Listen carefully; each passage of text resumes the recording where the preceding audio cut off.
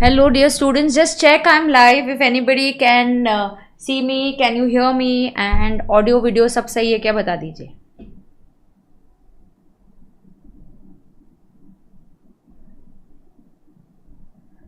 Just check I'm live.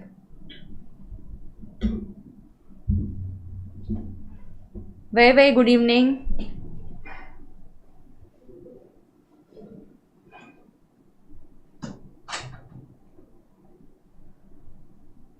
आज आखिरी दिन है जो लेक्चर शाम को होगा. कल से लेक्चर एसपीसी फाइनल वाले चैनल पे होगा और वो भी मॉर्निंग के टाइम होगा. 7:30 to 9:30 लेंगे पहले.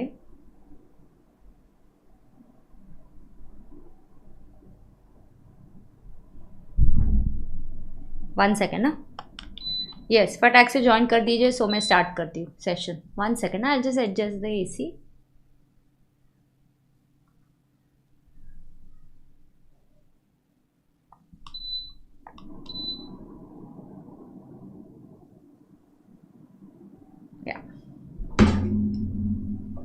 Okay, so let's get started. One second ना. एवरीथिंग इज ओके बता दीजिए. So will start with supply बेटा. कल का पार्ट कंटिन्यू करेंगे अपन. One second.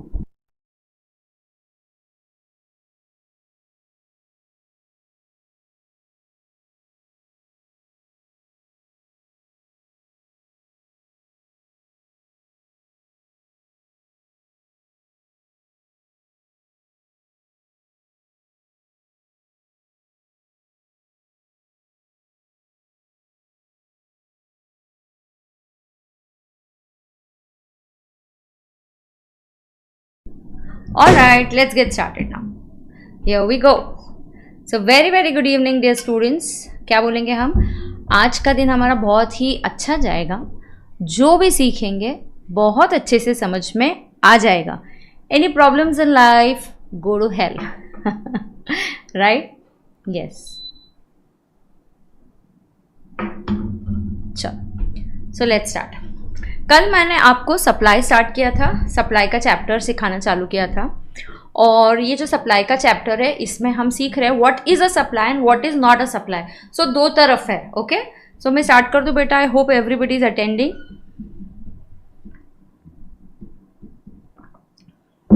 ये देखो इसका मास्टर चार्ट है.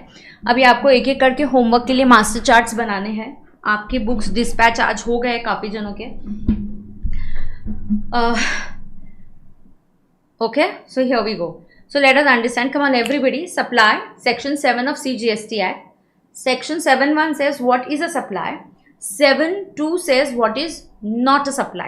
बीच में बोलता है अगर सप्लाई है ना तो सप्लाई ऑफ जी हो सकता है या एस हो सकता है. ये दोनों नहीं हो सकता क्योंकि मराठी के दो लाइन्स. बोलते बोलते मराठी पण बोलते हैं. हाँ, लवकर करा. पहले सिखाने दो फिर मराठी भी सिखाऊंगी. ठीक है, चलो. तो यहाँ देखो 7(1) what is a supply. 7(2) what is not a supply. देखो ये बहुत ज़रूरी है कि कोई भी गुड्स है ना जी हो सकता है या तो एस हो सकता है. दोनों नहीं हो सकता क्योंकि ये गलती ना जी होना और एस होना उन्होंने ना ओल्ड इनडायरेक्ट टैक्स में कर ली थी. जैसे रेस्टोरेंट की सर्विस को ओल्ड इनडायरेक्ट टैक्स में सर्विस भी माना जाता था, गुड्स भी माना जाता था. तो कुछ कंपोनेंट पे सर्विसेज मानकर सर्विस टैक्स लगता था, कुछ कंपोनेंट पे गुड्स मानकर वैट लगता था. Same was the case in case of a flat. Okay, तो सेल ऑफ इमूवेबल प्रॉपर्टी. तो बहुत सी चीज़ें हमने एग्जिस्टिंग ओल्ड लॉज से कंटिन्यू की जो सही थी और जो सही नहीं थी उसे हमने बंद किया. तो ये बहुत ही ज़रूरी था. क्या हमने कंटिन्यू किया, क्या बंद किया. तो आज मैं बहुत आपको कुछ लॉजिक उसके पीछे के जो मैं शायद इंटर लेवल पे नहीं बताती हूँ, अब मैं आपको फाइनल लेवल पे उसके लॉजिक बताऊंगी. ठीक है. यस. सो स्टूडेंट्स आपको फिर से मैं बता दूँ, आपको 3 बुक्स मिलेंगी. एक मिलेगी आपको brain mapping which is the chart book. एक आपको मिलेगा सारथी. ओके, ये जो सारथी है ये आपका CA CMA के लिए है ये lectures. So absolutely CMA final students can also take this. And one is question bank. Only इस बार का जो बुक आएगा, इस बार सिर्फ वंस आपका सारथी के पीछे ही क्वेश्चन बैंक करके एक बुक बना के दी है क्योंकि लिमिटेड चैप्टर्स हुए थे. बराबर है. यस. बट आपको हमेशा ये 3 बुक्स है, फर्स्ट बैच के लिए शायद इसके मल्टीपल वॉल्यूम्स हो सकते हैं, अगली बार से सब कुछ एक ही वॉल्यूम बन जाएगा, राइट? क्योंकि नोट्स बढ़िया बनाने हैं, नोट्स अच्छे होंगे तो हमारा काम बहुत अच्छा और आसान हो जाएगा, ठीक है? सब कलर्ड बुक्स है तो आपको चिंता करने की ज़रूरत नहीं है।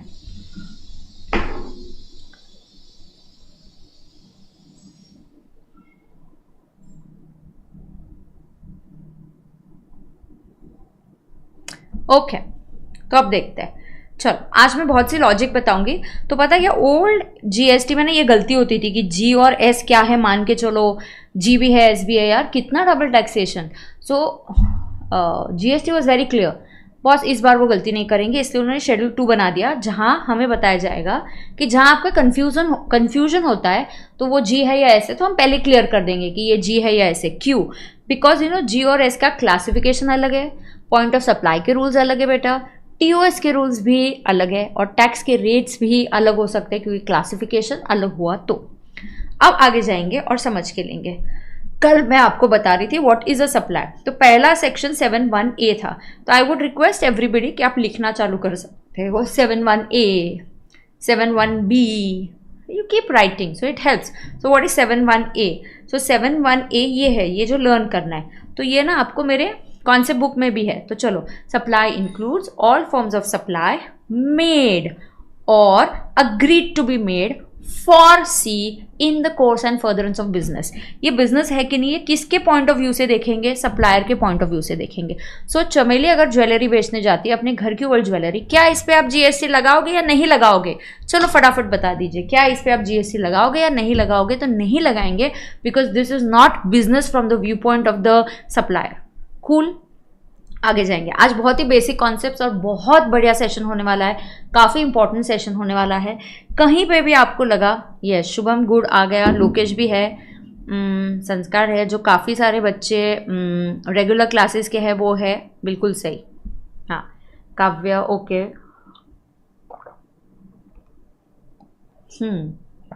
कल क्लास कितने बजे है?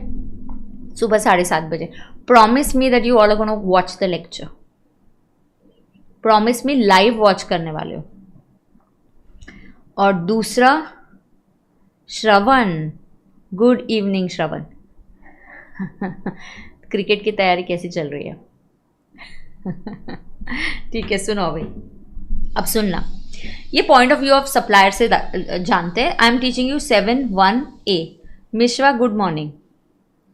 ओके 7(1)(a) के पॉइंट ऑफ व्यू से जानते हैं। अब सुन के लेना। 7:30 to 9:30 रे, 1-2 दिन 7:30 to 9:30, फिर 9:45 तक करेंगे, ठीक है? 9:45 तक क्लास होगी। विवेक सूड सबने अटेंड करना है, लाइव अटेंड करना है, प्रॉमिस वो बात की है, बराबर? हाँ अब सुनो, चलो चलो अभी focus, full focus, come on.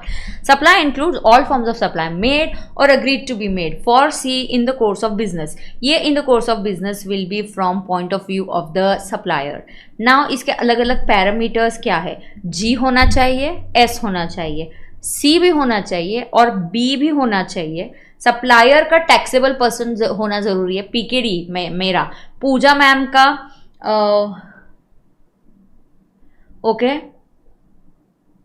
अच्छा ठीक है। टाइमिंग के बारे में बाद में बात करते हैं, रुको ज़रा, टाइमिंग के बारे में बाद में बात करते हैं, ठीक है? चलो, सप्लायर का टैक्सेबल पर्सन होना ज़रूरी है, टैक्सेबल पर्सन होना ज़रूरी है, लाइक मेरा रजिस्टर्ड होना ज़रूरी है। रेसिपिएंट का टैक्सेबल पर्सन होना ज़रूरी नहीं है। स्टूडेंट्स रजिस्टर्ड या अनरजिस्टर्ड भी हो सकते हैं, स्टूडेंट्स रजिस्टर्ड या अनरजिस्टर्ड भी हो सकते हैं, बट सप्लायर का टैक्सेबल पर्सन होना ज़रूरी है। जैसे मैंने कल बोला था, पूजा मैम ने अगर कोचिंग क्लास की सर्विसेज दे रही है तो यहाँ पे क्या होगा? स्टूडेंट्स अनरजिस्टर्ड होंगे फिर भी इस कोचिंग क्लास पे जीएसटी लगेगा, क्योंकि पूजा मैम टैक्सेबल पर्सन है।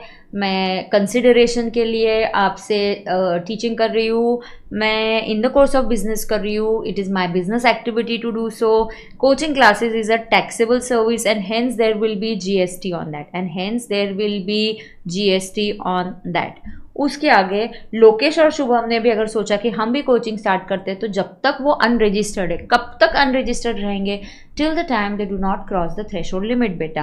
तो चाहे कोचिंग क्लास एक टैक्सेबल, कोचिंग सर्विस एक टैक्सेबल सर्विस हो, फिर भी इसके ऊपर जीएसटी नहीं लगेगा। ओके तो इसके ऊपर जीएसटी नहीं आएगा क्योंकि लोकेश और शुभम बेसिकली अनरजिस्टर्ड है। 7(1)(b) क्या बोलता है, इम्पोर्टेशन ऑफ, इम्पोर्टेशन, इसका क्या मतलब सीधी सी क्या बात है मैं आपको बताती हूँ, सुन के लेना। इंपोर्टेशन ऑफ सर्विस फॉर, नहीं इंपोर्टेशन का एक साथ आपको लॉजिक बाद में बताती हूँ, ठीक है। Importation of service for consideration whether in the course of B और not in the course of B, मतलब मोटा भाई सिर्फ इंपोर्टेशन के लिए हम किसके पॉइंट ऑफ व्यू से पकड़ते हैं, only for importation we consider everything from the view point of the कि बिजनेस है या नहीं, view point of the recipient. तो अगर आर्किटेक्ट तो कंसिडरेशन के लिए सर्विसेज दे रहा है बेटा, और अगर वो मोटा भाई का रेस्टोरेंट का डिजाइनिंग कर रहा है, फॉर मोटा भाई it is in the course of business, it is a supply. For Chameli though it is not in the course of business, it is still going to be a supply under 7(1)(b। Is that okay with everybody? Yes. अब मैं आ गई थी 7(1)(c) पे। Okay 7(1)(c), 7(1)(c) की irony ये है, section में सी है लेकिन सुनो तो सेक्शन में सी है लेकिन हाँ एक्टिविटी में सी ही नहीं है, और 4 एक्टिविटीज़ है। और ये सबसे बढ़िया काम किया है जीएसटी ने शेड्यूल 1 लाकर। This is the best thing that they have done to ensure a free flow of credit. तो फ्री फ्लो ऑफ क्रेडिट के लिए ये सबसे बढ़िया काम किया है, एंड दैट इज शेड्यूल 1 लेकर आना। अभी शेड्यूल 1 की जो मेमोरी टेक्निक है इसमें 4 एक्टिविटीज है, and memory technique everybody will repeat with me is BAR API. Come on, what is the memory technique? BAR API. Now what is BAR, मतलब B A का फुल फॉर्म क्या है? Business assets. Okay इसका full form क्या है? Business assets. R का मतलब है रिलेटेड पर्सन्स या deemed distinct person, DDP. AP का मतलब है agent principal,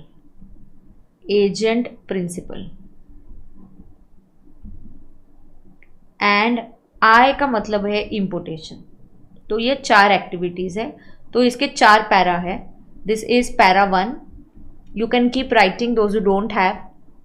this is para 1, this is para 2, this is para 3 and this is para 4, correct? Yes, I think I'll shift this writing वाला part to another page, तो वो एक अच्छे से बन जाएगा। और यहाँ पे मैं आपकी ब्रेन मैपिंग बुक में सब कुछ दिया हुआ है, अभी ध्यान से सुनना। बार API, BA is business assets, R is related persons and deemed distinct person, AP is agent principal, and I is importation, Is that clear to everybody? Yes, so it is bar API. Schedule 1 में क्या missing है? Schedule 1 में C missing है। तो let me tell you one thing very clearly. Generally if you will get questions like, do you think this should be supply? ये supply होगा या supply नहीं होगा? और आप उस ट्रांजैक्शन को पढ़ के पहले देखना यहाँ कंसिडरेशन है या नहीं। अगर कंसिडरेशन नहीं है तो ही शेड्यूल 1 की तरफ आना, वरना शेड्यूल 1 की तरफ मत आना। बिना कंसिडरेशन के 4 एक्टिविटीज को बिल्कुल सप्लाई माना जाएगा। Now before I come to this thing, I have to teach you one very basic concept which is there in my brain mapping book.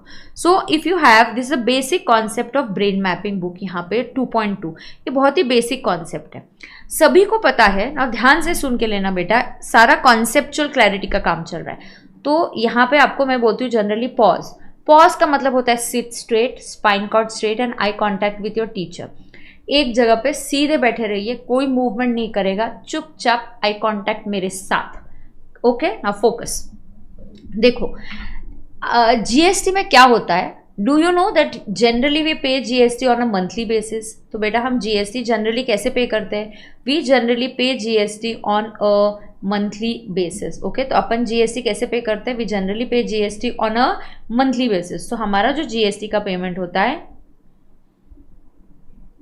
Ma'am आपका पीरियड कब शुरू होता है? 7 बजे, इवनिंग में 7 बजे, बट मॉर्निंग में फ़िलहाल टाइमिंग मैं आपको डिस्कस करूँगी आपके साथ, ठीक है? ओके, अब ध्यान से सुनना। यहाँ पे मंथली आपको पेमेंट करना पड़ता है, ठीक है? अब ध्यान से सुनना। For the month of November, okay, for the month of November मोटा भाई ने क्या किया? मोटा भाई ने कुछ परचेजेस किए। ध्यान से सुन के लेना बेटा, मोटा भाई ने कुछ परचेजेस किए। अब जो परचेजेस है वो क्या है?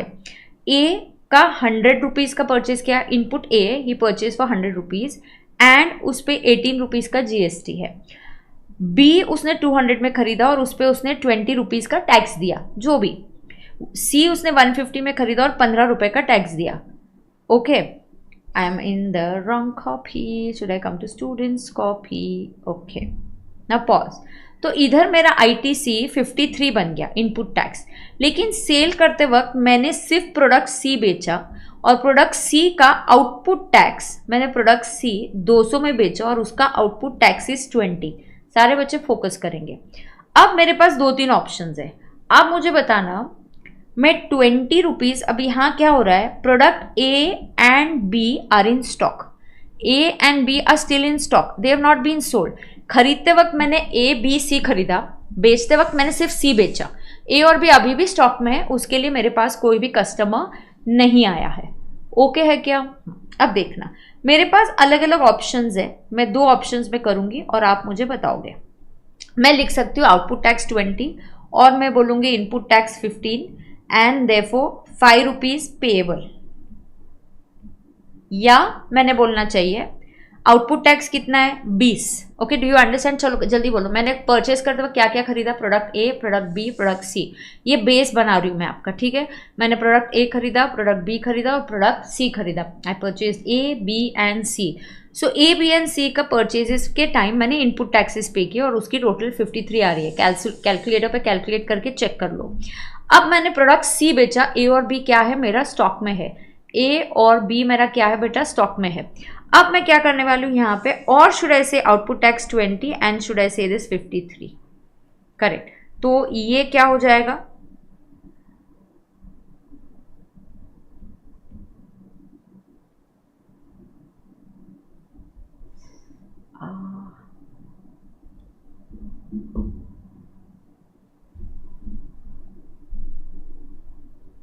अब आपको क्या लगता है, 1 इज करेक्ट और 2 is correct? Let's have a poll, 1 और 2, 1 और 2 कौन सा करेक्ट है? चलो जल्दी बोलो, 1 इज करेक्ट और 2 इज करेक्ट। ये करेक्ट है या ये करेक्ट है?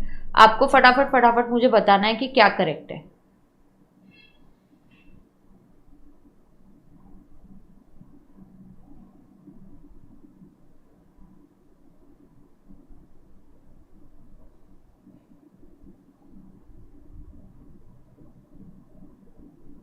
चलो जल्दी करो।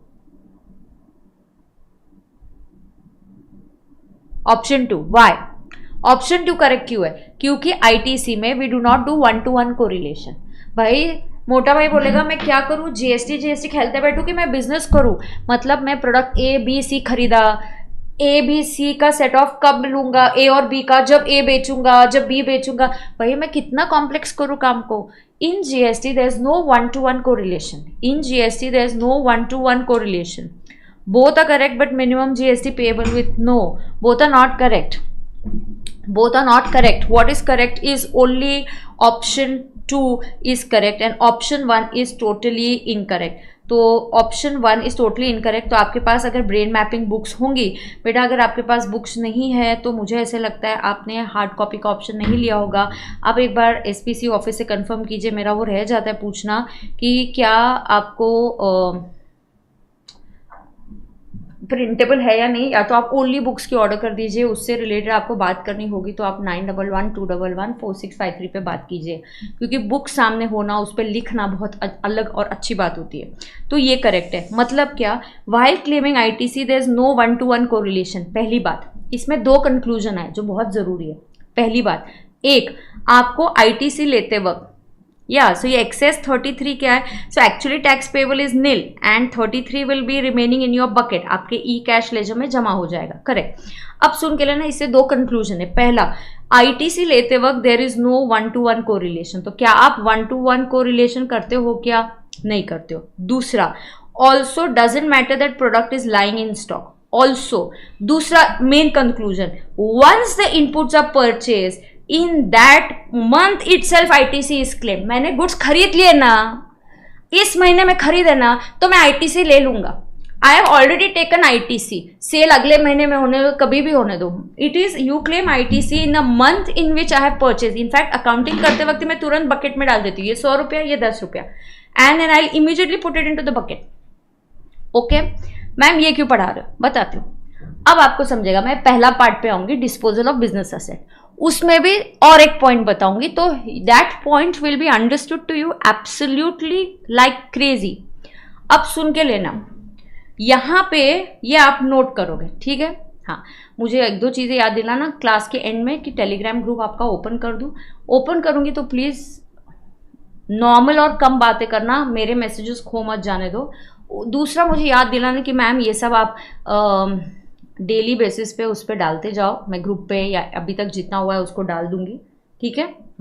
अब ध्यान से सुनना, ये हो गया, ये सबका पार्ट आ गया क्या बेटा?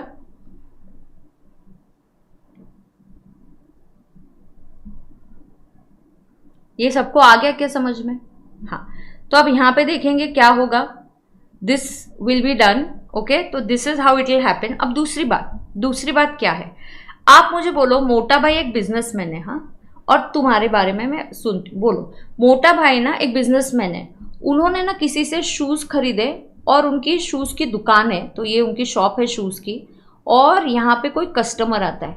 अब मोटा भाई को जब वो शूज़ खरीदेंगे, मोटा भाई जब शूज़ खरीदेंगे, क्या मोटा भाई को शूज़ का सेट ऑफ मिलना चाहिए? उन्होंने शूज़ परचेज किए, ये उनके इनपुट है, और उन्होंने शूज़ एक कस्टमर को बेचे, तो हम मोटा भाई की टैक्स लायबिलिटी कैसे निकालते हैं? Output tax minus input tax. अब मोटा भाई को गवर्नमेंट आईटीसी क्यों देती है?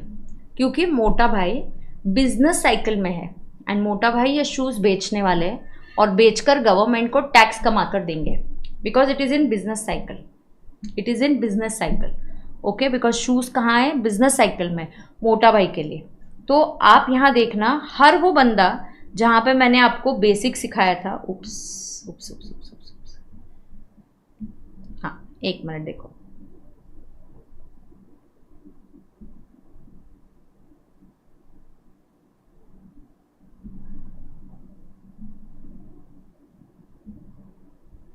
क्यों एरर क्यों आ गया?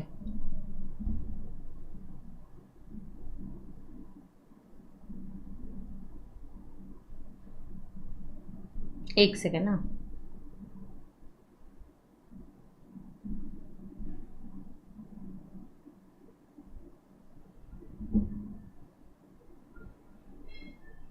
हाँ, ये ओके।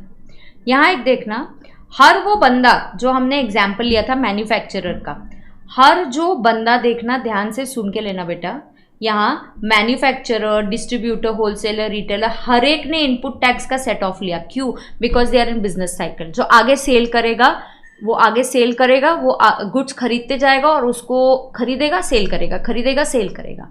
लेकिन अगर चमेली शूज़ खरीदने जाती है या आप लोग शूज़ खरीदने जाते हो, आप उस पर जीएसटी पे करोगे, लेकिन क्या उस जीएसटी का आपको सेट ऑफ मिलेगा? नहीं मिलेगा। गवर्नमेंट ने आपको या चमेली को सेट ऑफ क्यों नहीं दिया? क्योंकि वो कंज्यूमर है, वो बिजनेस साइकिल नहीं कर रही, वो आगे बिजनेस नहीं कर रही है। यहाँ मोटा भाई को क्यों सेट ऑफ मिल रहा है? बिकॉज मोटा भाई आगे गुड्स बेचने वाले हैं, so they are in business cycle. तो आईटीसी के बारे में आप दो तीन चीजें समझ लो। What is a few important things about ITC? Okay, so what are the basic things about ITC? So certain basic things about ITC क्या है? Some basic things about ITC is one, ITC आपको मिलता है in the month of purchase। तो आपने जिस month में purchase किया, आपको उसी मंथ में ITC मिल जाता है। There is no one to one correlation। Do you see कि मेरा प्रोडक्ट बिका या नहीं बिका, स्टॉक में है या नहीं है, ये हम कुछ भी नहीं देखते।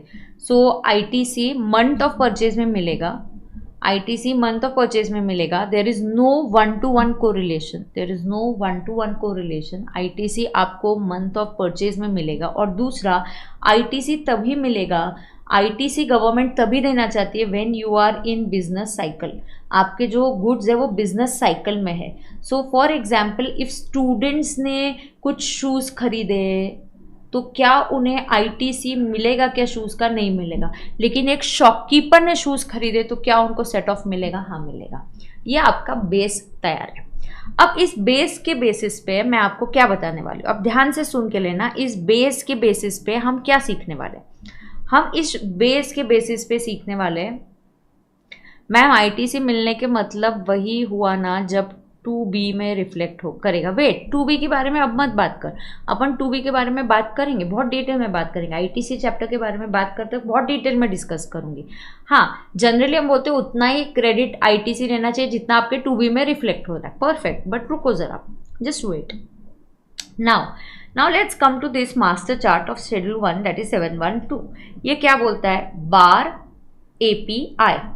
Okay, this is para 1, BA is para 1, related party is para 2, AP is para 3 and importation is para 4. Okay, serious about career. I'll tell you again, जब हम ऑनलाइन क्लासेस लेते हैं you have to be very specific. Ma'am repeat, ma'am please repeat, you have to ask what to repeat, क्योंकि मैं थोड़ी आगे चली जाती हूँ, तुम्हारा मैसेज आता है तब तक लैग रहता है, मतलब थोड़ा सा 6-7 सेकंड का लैग रहता है। तो जब भी आप क्वेरी पूछो, so that we don't waste time कि मैं बोलूँगी क्या रिपीट करूँ बता दे, आपने बोलना चाहिए मैम ये वाला पॉइंट मुझे ऐसा लग रहा है और मेरी ये क्वेरी है, ये बता दो। बहुत स्पेसिफिकली डाउट पूछना, सो दैट ये जो समय है ये बर्बाद नहीं हो। ठीक है, हाँ मैं फिर से लेकिन बता देती हूँ। यहाँ पे देखो, ये बेसिक है, ये यहीं पे है। यहाँ पे देखो, यहाँ पे देखो, आई परचेज ABC, तो in the month of purchase November में मुझे 53 का सेट ऑफ मिल जाएगा। तो मुझे सेट ऑफ कब मिलेगा? In the month of purchase. दूसरा पॉइंट, ये set off is irrespective of there is no 1-to-1 correlation. ABC में से मैंने सिर्फ प्रोडक्ट C सेल किया है, I don't care you've sold product C or you've sold A or B and A and B are in stock, I don't care, we don't do 1-to-1 correlation। जो purchases है उसका input tax मिलेगा, जो cell है सिर्फ A हो या सिर्फ B हो, आई डोंट केयर, जो सेल है उसको आउटपुट टैक्स, जो परचेजेज है वो input tax. Output minus input का सेट ऑफ मिलेगा। आउटपुट माइनस इनपुट का सेट ऑफ बिजनेसमैन जो बिजनेस साइकिल में होते हैं, जो परचेज करते हैं सेल करते हैं, परचेज करते हैं सेल करते हैं, उनको मिलता है। अगर मोटा भाई शूज़ खरीदते हैं अपने शॉप के लिए, तो वो जब शूज़ खरीदेंगे उसका इनपुट टैक्स क्रेडिट उनको मिलेगा, क्योंकि वो शूज़ बेचने वाले और कंज्यूम नहीं करने वाले। लेकिन अगर तुम सीरियस अबाउट करियर, तुम शूज़ खरीदने जाते हो, तो क्या उस शूज़ का तुम सेट ऑफ लेने वाले हो क्या? नहीं, तुम उस शूज़ का सेट ऑफ नहीं लेने वाले हो। तुम उस शूज़ का सेट ऑफ लेने वाले हो क्या? नहीं, तुम उस शूज़ का सेट ऑफ नहीं लेने वाले हो। Is that clear to everybody? अरे क्लियर है क्या? हाँ, अब आगे जाएंगे और समझ के लेंगे। ठीक है, हाँ अब देखो, अब मैं फर्स्ट पैरा पे आऊंगी। First para talks about BA means disposal of business asset. There is a clause, disposal of business assets and earlier ITC has been taken. तो मैंने serious about career, thumbs up, okay okay, कुछ नहीं बताने का ना। अब सुन के लेना। Disposal of business asset earlier ITC is taken. Now ये है मोटा भाई, ये कौन है? मोटा भाई, और ये है चमेली। अब ध्यान से सुन के लेना। मोटा भाई ने कुछ गुड्स खरीदे, ओके पे अटेंशन। मोटा भाई परचेज सम गुड्स, ही परचेज सम गुड्स, गारमेंट्स की दुकान है उनकी, तो वो कपड़े खरीद के आ गए। शॉप, अपने शॉप के लिए उन्होंने स्टॉक खरीदा। तो अपने शॉप के लिए उन्होंने क्या किया? उन्होंने स्टॉक खरीदा। ठीक है, अब जब उन्होंने स्टॉक खरीदा, क्या हुआ उस स्टॉक का?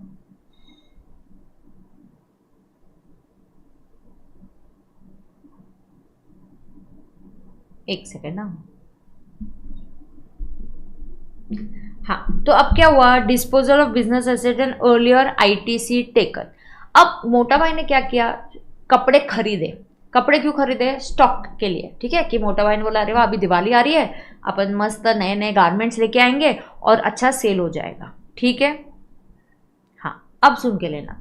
उन्होंने गुड्स खरीदे, खरीदते वक्त 100 रुपया परचेज प्राइस, हर खरीदने के ऊपर GST का टॉपिंग आता है, and everything comes with GST topping nowadays, right. तो मैंने गुड्स खरीदे, ये GST का टॉपिंग है, मैंने गुड्स खरीदा, वो कॉस्ट में डाला और इस GST के टॉपिंग को बकेट में डाला। किस में डाला? बकेट में डाला। और बकेट का मैंने क्या ले लिया? ITC, input tax credit. Bucket में डाला ITC लेने के लिए, कॉस्ट में ऐड नहीं किया। तो 100 रुपया कॉस्ट में गया और 10 रुपया बकेट में गया। अब ITC ले लिया, परचेस कर दिया, बोला मैंने तुमको ITC ले लिया, और मोटा भाई को तो ITC मिलेगा क्योंकि मोटा भाई की तो कपड़े की दुकान है। Output tax minus input tax.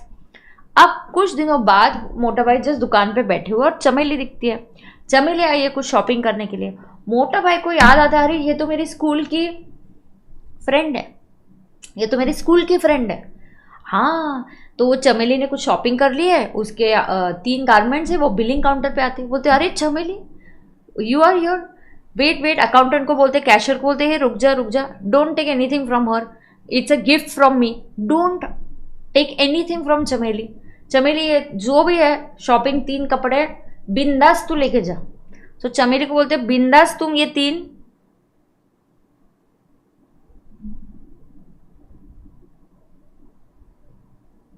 अब सुन के लेना, सुन के लेना।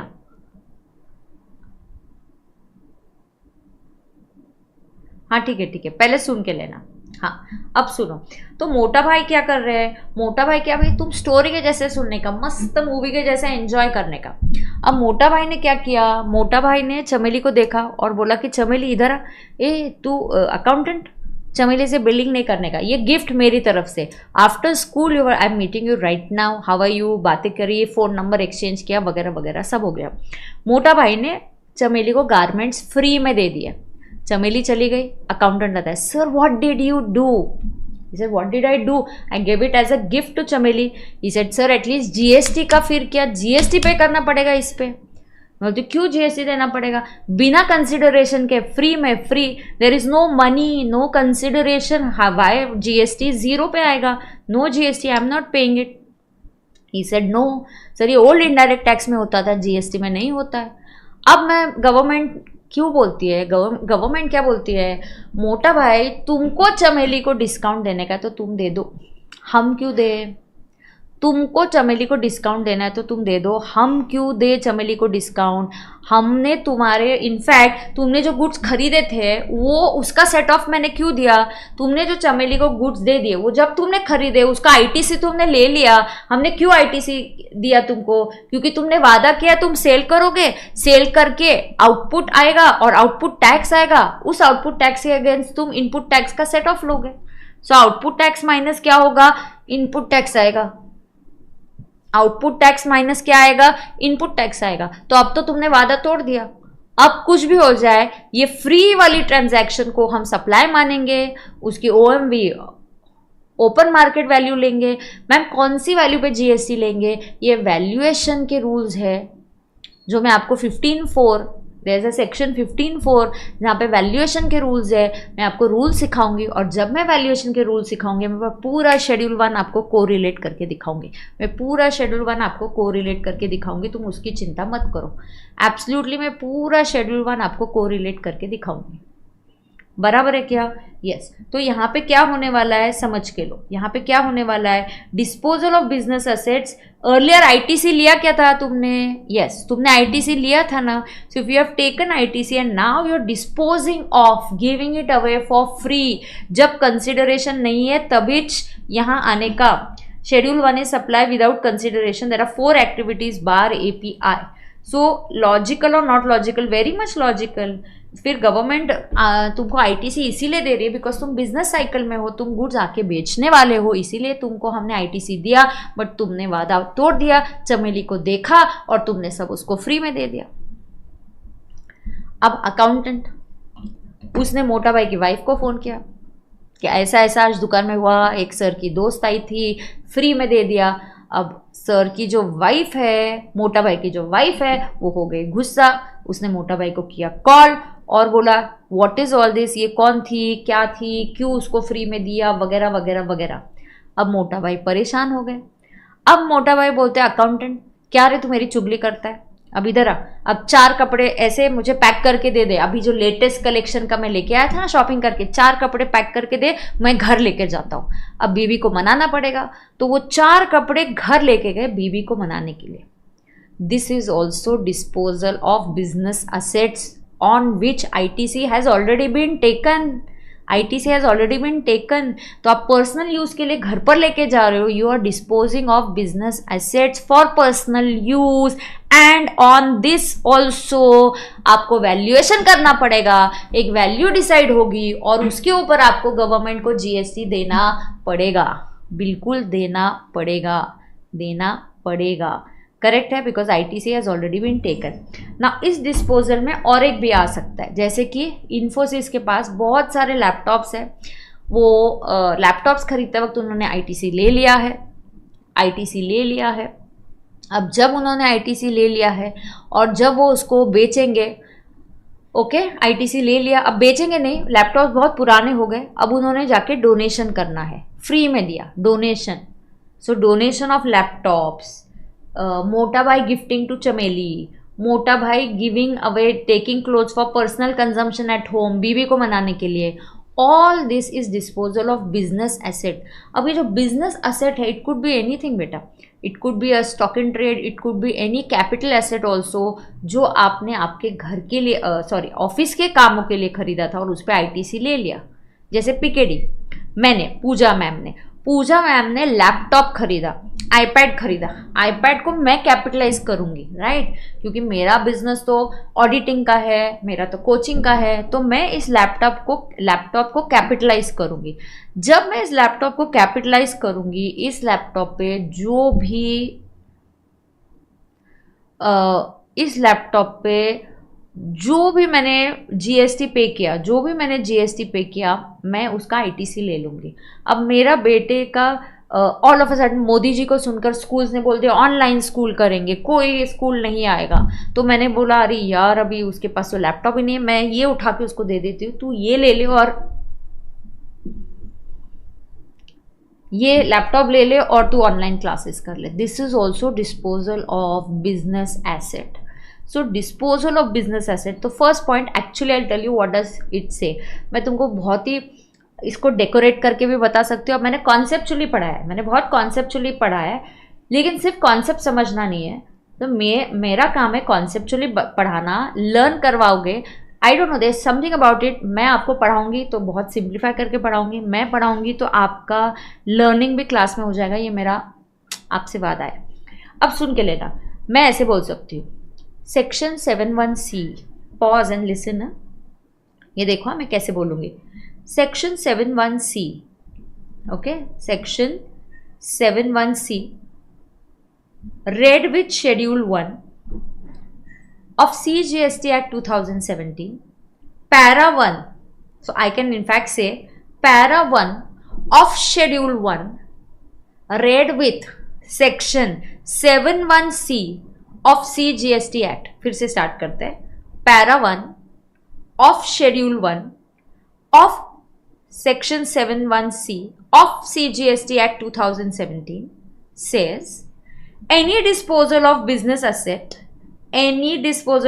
assets on which ITC has already been taken, if disposed of without consideration, it will be treated as supply and it will be liable for GST. Example,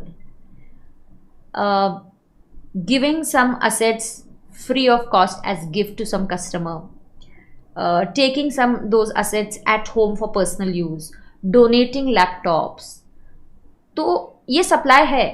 supply chapter का काम सिर्फ इतना होता है कि ये सप्लाई है या नहीं ये डिटरमाइन करना, लेकिन valuation of supply, value of supply के चैप्टर का काम ये है, ये डिसाइड करना कि ये किस वैल्यू पे आपको जीएसटी देना पड़ेगा, किस वैल्यू पे जीएसटी लगेगा, ये वैल्यू चैप्टर का काम है। तो वो हमें सिखाएगा वैल्यूएशन रूल्स, जो हमने इंटर में नहीं पढ़े और हम फाइनल में पढ़ने वाले। Valuation rules are given under section 15(4) of the CGST act, कि जब भी ऐसा कुछ तो वियर्ड सा काम होता है वैल्यू ऑफ सप्लाई, कि OMV मार्केट वैल्यू लेंगे या लाइक काइंड एंड क्वांटिटी वाला लेंगे, तो ये सब मैं कहाँ सिखाऊंगी, वैल्यू ऑफ सप्लाई। एक चीज समझ के लो, कभी भी आप मुद्दे से भटके ना पढ़ाई करते वक्त फर्स्ट टाइम, तो दिक्कत आती है। मुद्दे से भटकने का नहीं, आज मुद्दा सप्लाई का है, जब वैल्यू ऑफ सप्लाई पे आऊंगी ना, जब जैसे जैसे मैं आगे जाऊंगी, आई connect the dots backward, I can connect the dot backwards, I can not connect the dot forward, क्योंकि फॉरवर्ड मैंने पढ़ाया ही नहीं है, तो मैं फॉरवर्ड के डॉट्स नहीं कनेक्ट कर पाऊंगी। आप मूवी देखने जाते हो, आप जब आगे आगे जाते हो तो रियलाइज होता है अच्छा ये सीन में ऐसा दिखाया था, ओ ये ऐसा था, तो you connect the dot backwards and this is my just first chapter. When I go forward I connect your dots backward. Are you understanding? Ho. Let me have water. 1 minute का water break. किसका हाथ fracture हो गया? निकिता क्या हो गया तेरे हाथ को?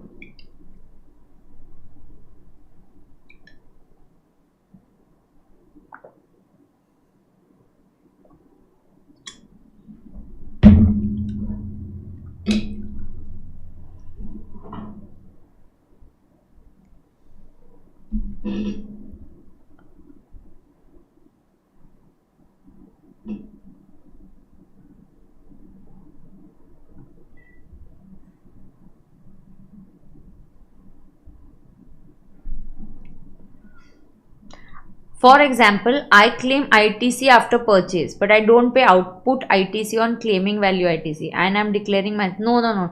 Don't get into all that. I'm declaring myself insolvent. No, Himanshu, क्या बोल रहा है तू? इधर उन्होंने सेल कर दिया, इधर उन्होंने सेल किया. तेरे केस में तूने क्या किया? सेल किया क्या? नहीं ना, तेरे केस में तूने सेल नहीं किया. तू बिजनेस बंद कर रहा है, उस पर भी फिर आईटीसी लगता है, आपको सप्लाई माना जाता है. वो मैं अलग पॉइंट पे पढ़ाऊंगी. तू तेरे एग्जाम्पल क्यों, मैंने 3 एग्जाम्पल दिए. चलो यहाँ पे लिखते हैं. So in fact how do I want you to write. आज आप होमवर्क में क्या लिखोगे? आप पहले लिखोगे section 7(1)(a). 7(1)(a says supply includes all forms of supply made or agreed to be made for consideration in the course of business. 7(1)(b says importation of services. Goods की तो बात ही नहीं हो रही, गुड्स तो कस्टम्स में जाता है. importation of services for consideration whether in the course of business or not in the course of business. फिर आर्किटेक्ट का एग्जाम्पल लिखोगे. फिर 7(1)(c) only 4 activities can be treated as supply even if without consideration, and these 4 activities are covered in schedule 1. The first activity in schedule 1 is BA, disposal of business asset. अब निकिता क्या पूछ रही है?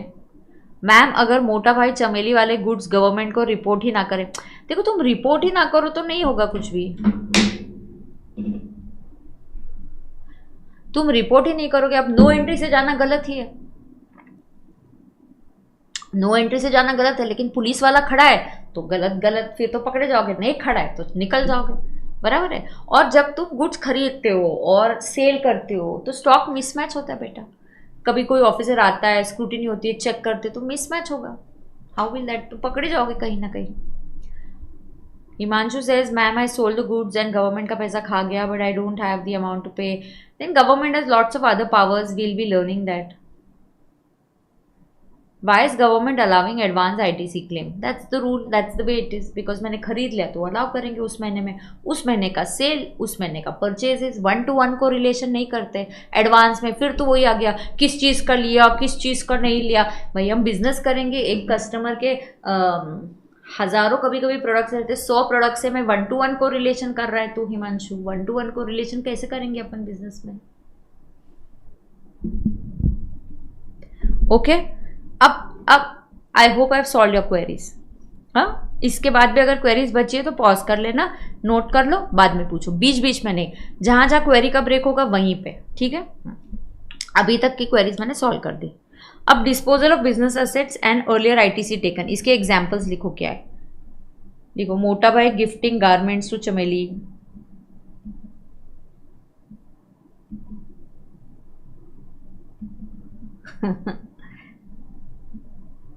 मोटा भाई gifting लिखो garments to चमेली.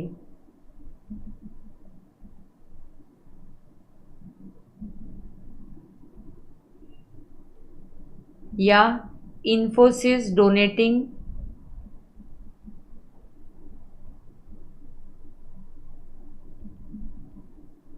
Laptops to a trust. Note कर लो. इनफैक्ट मैं आपको दिखाती हूँ, मेरे टीचर्स कॉपी में ये लिखा हुआ रहता है. ये देखो, I will just show you. अगर कोई टीचर्स कॉपी ऑर्डर करना चाहता है, फिलहाल इट्स नॉट देयर. ये देखना, मोटा भाई giving garments free of cost to Chameli and donation of laptops, this is supply. तो ये मेरे ब्रेन टीचर्स कॉपी में है. But I am not concern with giving you a teachers copy, क्योंकि मैं आपको टीचर्स कॉपी दूंगी तो उसका मतलब नहीं है. हाँ, गुड्स लॉस बाय फायर और थेफ्ट ऑल्सो, करेक्ट. क्या उस पर आपने आईटीसी ले लिया है? हाँ, तो आपको फिर उसको सप्लाई ट्रीट करना पड़ेगा, बराबर है क्या? ओके, चलो आगे जाएंगे. अगला, तो इसके लिए पहले मैंने कॉन्सेप्ट सिखाया तो इसलिए इजी हो गया, क्योंकि मोटा भाई ने सेट ऑफ ले लिया है. 1-to-1 को रिलेशन नहीं करेंगे. बिजनेस, ईज ऑफ बिजनेस करना है, खेलते नहीं बैठना है. 50 प्रोडक्ट है, कौन सा बेचा कौन सा नहीं. उस महीने का परचेस तो उस महीने का आईटीसी, उस महीने का सेल तो उसका output tax. Output minus input, खत्म. टोटल आउटपुट टोटल इनपुट, एक को रिलेशन नहीं करेंगे. Yes Himanshu, correct. चलो आगे जाएंगे, स्टूडेंट्स कॉपी पे ही जा रहे हैं हम लोग। स्टूडेंट्स कॉपी में देखो मैंने स्टार्ट किया मास्टर चार्ट सेक्शन 7 से। ये मास्टर चार्ट सेक्शन 7 है। 7(1)A हो गया, 7(1)AA पेंडिंग रखा है, 7(1)B हो गया है, उसका मास्टर चार्ट बनेगा इंपोर्टेशन में। 7(1)C कर रहे हैं और इधर ही रेफरेंस होता है कि 7(1)C का मास्टर चार्ट अभी हम कर रहे हैं, करेक्ट है? हाँ।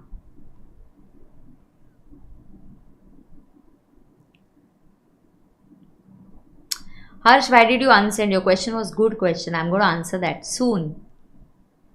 It was a good question.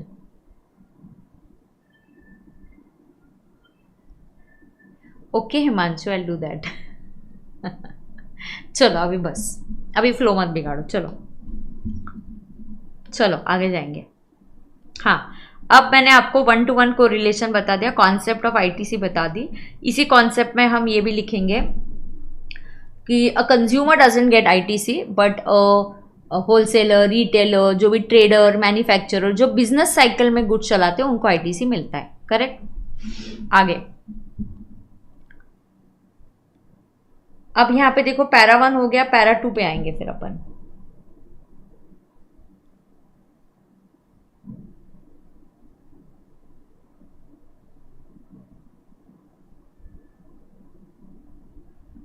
आगे जाते एक सेकंड ना।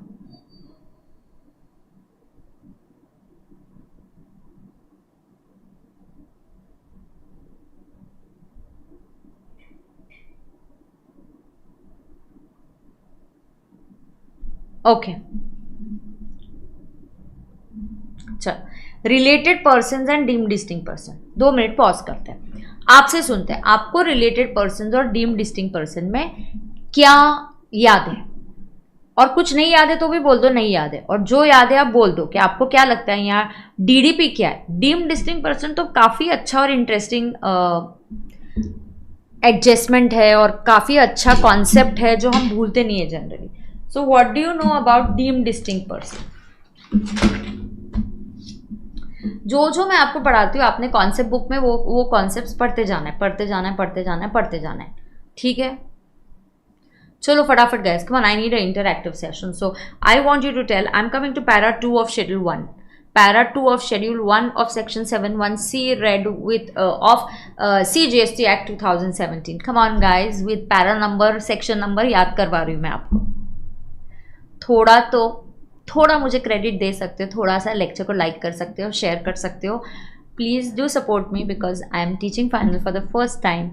माई inter students know me, there could be some students of final who don't know about me, जिन्होंने मुझसे नहीं पढ़ा है। I just want you to spread awareness among the students, okay. Yes, DDP के बारे में बताओ। PAN same separate registration, perfect. Ma'am what if asset is sold at scrap and it loss? Asset selling पे और scrap पे बेचने पे है ना, आईटीसी के चैप्टर में पढ़ेंगे। Sujal is a very good question but I am going to teach you in the, क्या बात है, ये मेरा ही सेंटेंस बोला है पूजा ने। हाँ करेक्ट, पैन एक, जीएसटी नंबर अनेक, एक पैन अनेक रजिस्ट्रेशन, एक पैन अनेक रजिस्ट्रेशन, बिल्कुल ऐसे मैं इंटर में ये वर्ड यूज़ करती हूँ तो मुझे बहुत अच्छा लग रहा है। Sujal, pause, this query is a very good question and we're going to talk about it in ITC chapter। बिल्कुल ITC चैप्टर में पढ़ाऊंगी, ठीक है। पैन एक, रजिस्ट्रेशन अनेक। जीएसटी में रजिस्ट्रेशन आप अनेक ले रहे हो, आप एक ही पैन होल्डर हो, one PAN but different registration, okay. So let's get to some basic fund of registration. तो ये समझने के लिए हमें ये अगला जो चार्ट है 2.4, यहाँ पे हमें समझता है कॉन्सेप्ट ऑफ डीडीपी। बहुत ही अच्छा कॉन्सेप्ट, वेरी गुड, बिल्कुल it's a very good thing that इसको आपने शेड्यूल 1 में लेकर आए। क्यों, मैं आपको बताऊंगी। बहुत ही अच्छा, ठीक है। Thank you Puja, thank you. Yes yes yes, you remember quite a lot and those who don't remember, बिंदास बोलने का, वी डोंट रिमेंबर। याद है, याद नहीं है, बिंदास, नो वरीज, ओके। चलो बिल्कुल पूरा सप्लाई लगभग सेम ही है, 7 सेम है, 8A सेम है, 8B सेम है, सर्कुलर्स थोड़े एडिशनल है। और शेड्यूल 3 में कुछ 3-4 इंपोर्ट एक्सपोर्ट वाले कुछ चीज़ें हैं, ठीक है। हाँ, थोड़ी सी हम ऐड करेंगे, ज़्यादा नहीं है, ठीक है। आवाज़ ओके है ना? फ्री फ्लो ऑफ क्रेडिट के लिए बिल्कुल बिल्कुल लोकेश, एब्सोल्युटली राइट, ये फ्री फ्लो ऑफ क्रेडिट के लिए बहुत ज़रूरी था, बिल्कुल। So should I go ahead and explain you?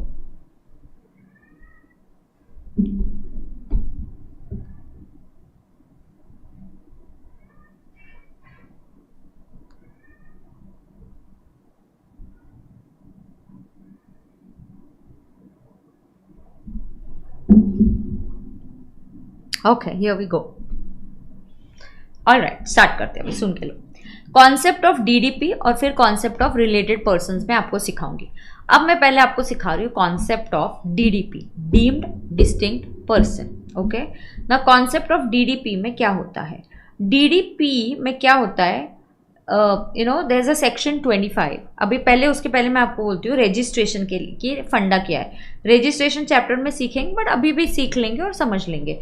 Compulsory होता है, जैसे कि अगर मोटा भाई एक ही है तो इनका पैन एक ही है। ओके, पैन एक, रजिस्ट्रेशन अनेक, that is DDP. So what is DDP? DDP is equal to PAN एक, रजिस्ट्रेशंस अनेक। सो मल्टीपल रजिस्ट्रेशन, रजिस्ट्रेशन अनेक, अनेक मतलब बहुत ज़्यादा, और पैन एक ही है।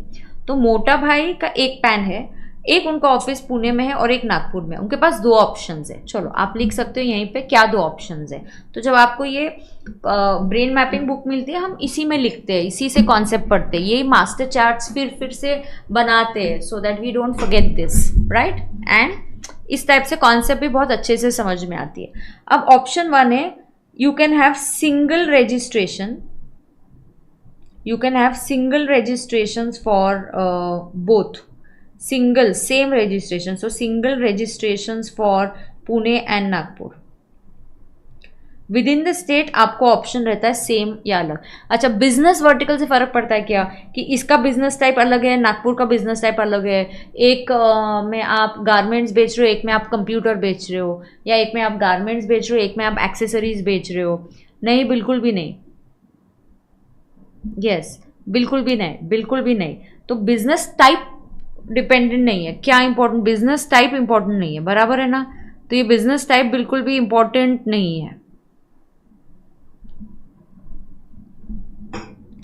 Option 2, you can obtain separate registration. Okay, option 2 क्या है? Go for separate registrations.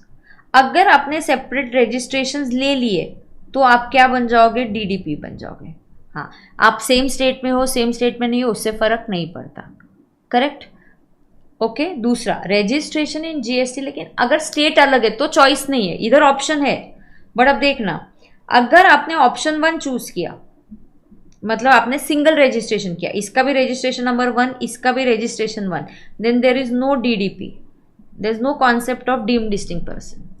But अगर आपने ऑप्शन 2 चूज किया, मतलब पूना के शॉप के लिए रजिस्ट्रेशन 1 है, नागपुर के शॉप के लिए रजिस्ट्रेशन 2 है, तो इन दोनों को क्या माना जाएगा? DDP, deemed distinct person. क्योंकि जीएसटी क्या बोलेगा? इनकम टैक्स का पैन एक है तुम्हारा, बट जीएसटी में तुम्हारे नंबर अलग हुए कि नहीं? रजिस्ट्रेशन नंबर अगर अलग है तो तुम हमारे लिए अलग पर्सन हो, क्योंकि इसका नंबर अलग है, इसका नंबर अलग है, तो तुम अलग अलग नंबर ही हो जाओगे, मेरे लिए अलग अलग पर्सन हो जाओगे, तुम्हारे रिटर्न्स अलग आएंगे। हाँ, ये लिखना है ना। देखो अब तक तुमने क्या क्या लिखा है। अदरवाइज आप अगर फिलहाल चार्ट बुक नहीं है तो आप नोटबुक में कैसे लिख सकते हो? ये पहले क्या बोला मैंने, पॉज करके आप पहले नोटबुक में लिख सकते हो। क्या लिखोगे? पैरा 1, ये para 1 of what? Schedule 1 of what? Section 71C of what? CGST Act 2017 says disposal of business assets on which ITC is earlier taken will be treated as supply even if without consideration। ये लिख सकते हैं कि नहीं लिख सकते हैं? ये एक हो गया। अब मैं शेड पैरा 2 पढ़ाने के लिए, रिलेटेड पर्सन और डीडीपी पढ़ाने के लिए पहले डीडीपी पढ़ा रही हूँ। तो बोलो कैसे लिख रहे हो तुम लोग? बुक्स है कि नहीं है तुम्हारे पास? क्या स्टेटस है तुम्हारा? अभी तो तुमको मेरे साथ स्क्रिबल तो करना पड़ेगा। बुक है या बुक नहीं है, आई डोंट केयर, बुक है तो बुक में लिखोगे, बुक नहीं है तो नोटबुक में लिखोगे, लेकिन लिखोगे। बिना लिखे मेरे क्लास में आप कंटिन्यू नहीं कर सकते, मतलब अंडरस्टैंडिंग नहीं हो सकता। लिखना कंपलसरी है अपने को।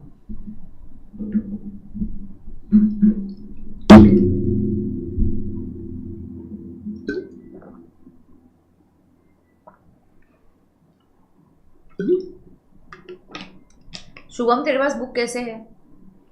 तुझे मिल गई क्या? तो भावना बुक नहीं है तो फिर लिखेगी ना तू, और फिर ये मैं आपके साथ शेयर करूंगी। Yes, you have to write in the book. Everybody has to write बेटा।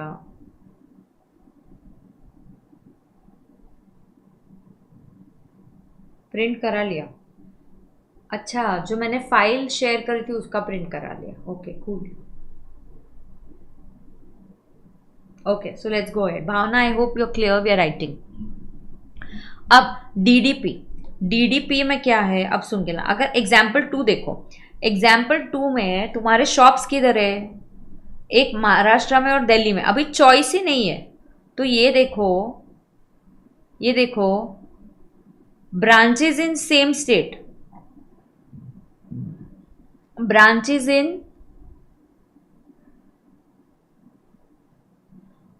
branches in same state, you have option of single or separate registration. Write this: branches in different state, compulsory separate registration, आपको choice ही नहीं है। And the moment you take separate registration, you will be treated as DDP. You will be treated as DDP. Okay or not okay? Okay or not okay?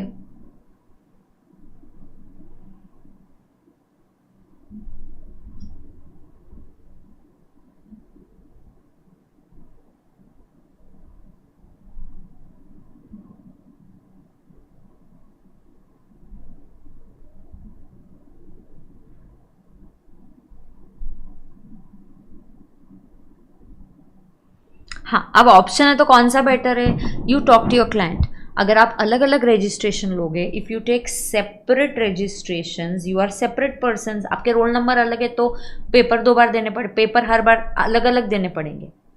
तुमको भी return भरना पड़ेगा, इसको भी return भरना पड़ेगा। So separate registration means you have to do separate compliances. आपके compliances तो आपको रिटर्न्स अलग अलग भरने पड़ेंगे। तो पूना ब्रांच, महाराष्ट्र के रिटर्न्स अलग जाएंगे, दिल्ली के रिटर्न्स अलग जाएंगे। यहाँ पूना और नागपुर को भी अगर आप डीडीपी बन गए तो पूना अपना GSTR1 अलग भरेगा, नागपुर का GSTR1 उसके रोल नंबर के अंदर जाएगा। लेकिन अगर आप एक साथ हो तो आपको कंबाइन करना पड़ेगा। तो अगर क्लाइंट बोलता है कि नहीं, I am okay, we can merge and file 1 return, go for 1 registration. And दोनों के बीच में अगर कुछ स्टॉक ट्रांसफर वगैरह नहीं होने वाला है तो फिर go, if you feel second separate registration, अलग अलग रिटर्न जाने दो, कंप्लायंस बढ़ेगा, तो आप वो देख लो। तो वो क्लाइंट टू क्लाइंट आपको डिसीजन लेना पड़ेगा। अब इनके बीच में now what it says, now pause and understand. Now here comes in very important फंडा। तो एक फंडा तो हो गया डीडीपी। ओके, ये डीडीपी है, डीम डिस्टिंक्ट पर्सन। ये सेक्शन 25(4) में कवर होता है कि डीम डिस्टिंक्ट पर्सन। ओके, अब यहाँ पे कंप्लायंस बढ़ेगा, ये भी मैंने बता दिया। अब तुम ध्यान से सुनना, अब तुम ध्यान से सुनना। व्हाट डज पैरा 2 से? पैरा 2 किसका? शेड्यूल 1 का। शेड्यूल 1 में अपन कब जाते हैं? जब बिना कंसिडरेशन के, बिना कंसिडरेशन के कितनी एक्टिविटीज सप्लाई मानी जाएंगी? 4। जनरली 7(1) क्या बोलता है? 7(1) क्या बोलता है? सप्लाई के लिए बी भी चाहिए, सी भी चाहिए। ये एक्सेप्शन है उसका, schedule 1। Para 2 of schedule 1 of section 7(1)(c) of CGST act क्या बोलता है ये? It says that any supply of G और S, वेरी इंपॉर्टेंट, यहाँ G भी है और S भी है। एनी सप्लाई ऑफ G और S बिटवीन R म्हणजे related person oblique DDP, okay, will be treated as supply even if without consideration. इसीलिए तो शेड्यूल 1 में है even if it is without consideration. देखो देखो, फिर से बोलती हूँ, you should know how to write. When students say na ma'am we don't know how to write, I feel very bad. Why you don't know how to write? This is how you have to write. जो तुम समझ रहे हो उसी को तुमको लिखना है।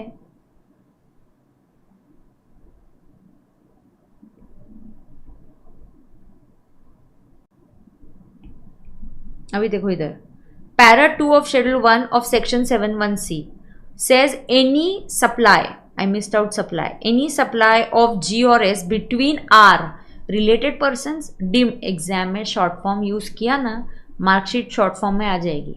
शॉर्ट फॉर्म यूज करना अलाउड नहीं है एग्जाम में, get that very clear. Attendance क्यों कम हो रहा है, कौन गायब हो रहा है इधर से, स्लो है क्या, बोर है क्या, फास्ट करूँ क्या, मैम आता है तो फास्ट करूँ क्या।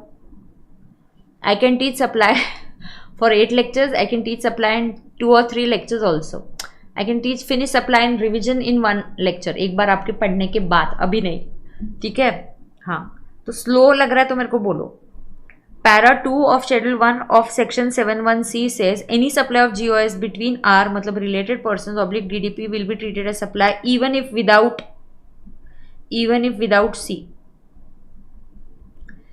it is without C। झेपता है कि नहीं झेपता है, एग्जैक्टली तो एनी सप्लाई, इसलिए इसमें सबसे कॉमन एग्जाम्पल होता है स्टॉक ट्रांसफर ना। पॉज एंड अंडरस्टैंड, गुड्स जहाँ जाएंगे ना बेटा, अगर उसका टैक्स उधर नहीं गया ना तो बहुत डेंजर सीन होता है, and in that free flow of credit पूरा बिगड़ जाता है। तुमको पता है क्या, जीएसटी में डॉक्यूमेंटेशंस को बहुत इंपॉर्टेंस दिया जाता है। अब जीएसटी में अगर ये नहीं ट्रीट करते महाराष्ट्र और इसके बीच में ये जो स्टॉक ट्रांसफर है, ये डीडीपी बन गए और ये गुड्स का ट्रांसफ़र हो रहा है, यहाँ सी मिसिंग है और ये लोग डीडीपी है बेटा, बिल्कुल इसको सप्लाई माना जाएगा। मैंने ऊपर क्या क्या लिखा बताओ मुझे, मैंने लिखा ये डीडीपी है। कैसा दिख रहा है ना, महाराष्ट्र और गुजरात सेपरेट स्टेट्स में आपको कंपलसरी सेपरेट रजिस्ट्रेशन लेना पड़ता है। सेपरेट स्टेट में आपको सेपरेट रजिस्ट्रेशन लेना पड़ता है। इज दैट क्लियर और नॉट क्लियर,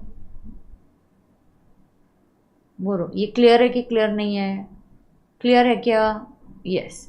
उसके आगे डीडीपी, गुड्स और सी मिसिंग है, सी क्रॉस है, इसीलिए हम शेड्यूल 1 में जा रहे हैं, एंड ये शेड्यूल 1 के हिसाब से सप्लाई है। अगर आपको पैरा नंबर नहीं भी याद है तो at least say no as per schedule 1 of section 71C this is a supply. Why because any transfer of G और S between related person, related पे नहीं आई हूँ मैं, अभी डीडीपी पढ़ा रही हूँ, between related person and deemed distinct person is treated as supply. तो ये बिल्कुल सप्लाई है even if it is without consideration. अब जीएसटी के हिसाब से कंसिडरेशन है, इनकम टैक्स के हिसाब से व्यक्ति तो एक ही है।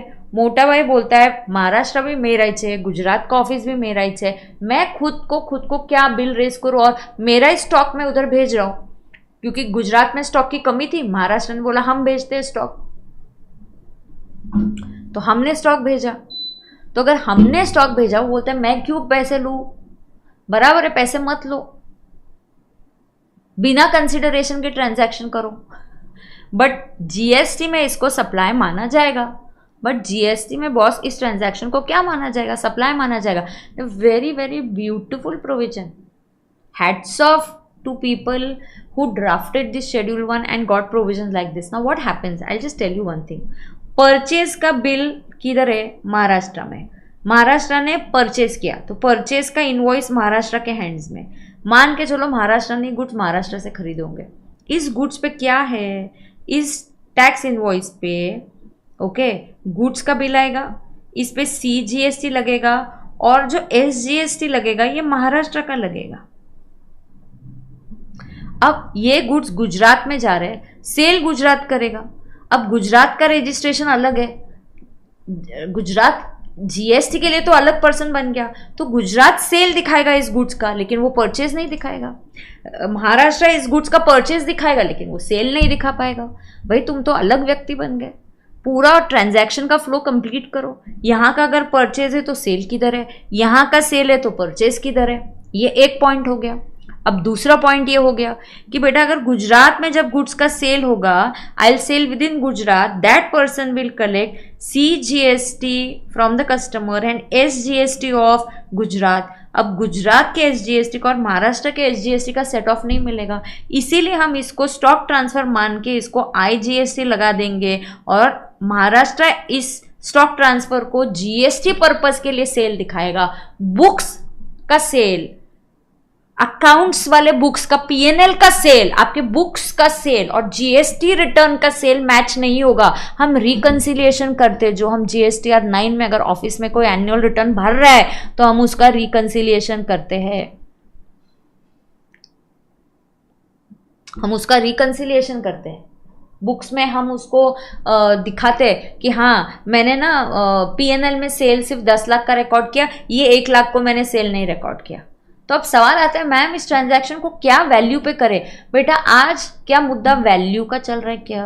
जब मैं वैल्यू पे आऊंगी I will backward come back to this, sorry ma'am इतना एकदम मैं घुस गई उस कॉन्सेप्ट में और इतना एकदम मैं इमोशन के साथ आपको पढ़ा रही हूँ। एग्जैक्टली अब देखो तो यहाँ पे क्या होता है, I connect the dots backward ना, I can't connect it now. Value of supply में इस ट्रांजैक्शन पे क्या वैल्यू पे देना है, ये वैल्यूएशन रूल सीखेंगे जो इंटर में नहीं सीखे, जो फाइनल में सिखाऊंगी। बराबर है कि नहीं?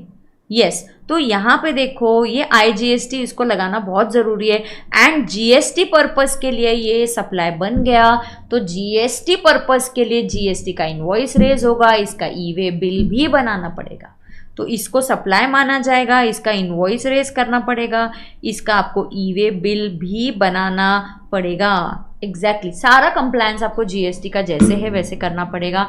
एंड इनफैक्ट जीएसटी रिटर्न्स में महाराष्ट्र इसको सेल दिखाएगी तो वो आउटपुट टैक्स में डालेगी, लेकिन मोटा भाई को बोलने का तुम घबराओ मत, इधर आपका सेल और आउटपुट टैक्स है, इधर आपको गवर्नमेंट को टैक्स पे करना है, लेकिन गुजरात के लिए ये इनपुट हो जाएगा और गुजरात इसका आईटीसी ले सकती है। और आईजीएसटी तुमको पता है बहुत फ्लेक्सिबल है। आईजीएसटी को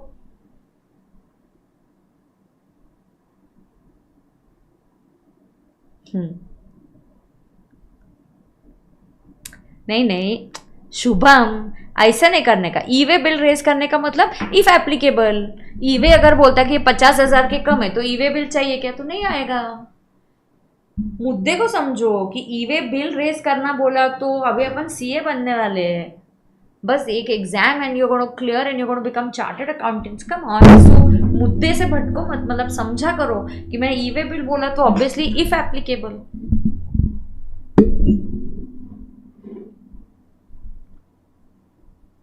सॉरी मत बोलो यार, कम on, what sorry, don't say sorry and all, just a way of saying. So did you understand this? So even if it is without this is supply, even if C is missing and beta, this is supply as per schedule 1, ये बहुत ज़रूरी है। तो यहाँ DDP है, G है, consideration नहीं है। इन दोनों के बीच में अगर सर्विसेज भी दे जाती है एक दूसरे को, कोई रिपेयर की सर्विसेज है, आप एक दूसरे को कुछ भी सर्विसेज भी देते हो, एनी सप्लाई ऑफ जी और एस बिटवीन रिलेटेड पर्सन और deem distinct person should be treated as supply. So it's very good. नहीं तो ना एक फ्री फ्लो नहीं बनेगा। गुजरात का रजिस्ट्रेशन नंबर अलग है तो गुजरात अपना सेल दिखा रहा है तो भाई इसका परचेज किधर है। महाराष्ट्र का रजिस्ट्रेशन नंबर अलग है, इसका परचेज है तो भाई इसका सेल किधर है। तो क्यों, तुमने अलग रजिस्ट्रेशन लिया ना, हाँ तो तुमने स्टॉक ट्रांसफर किया ना, उसको सेल दिखाओ, तुमने स्टॉक ट्रांसफर इनवर्ड आया ना तो अपना परचेज दिखाओ। एंड कोई डबल टैक्सेशन होने नहीं वाला है, फ्री फ्लो ऑफ क्रेडिट आएगा।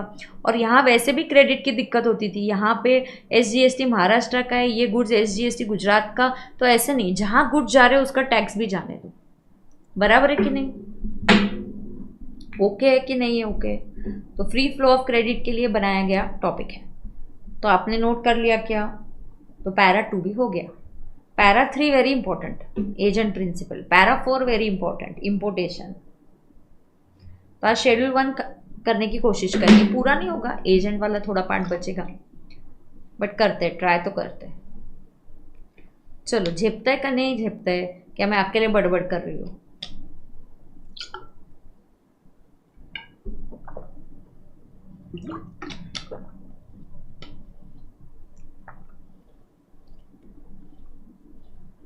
मॉर्निंग बेटा 7 is not gonna be possible for me.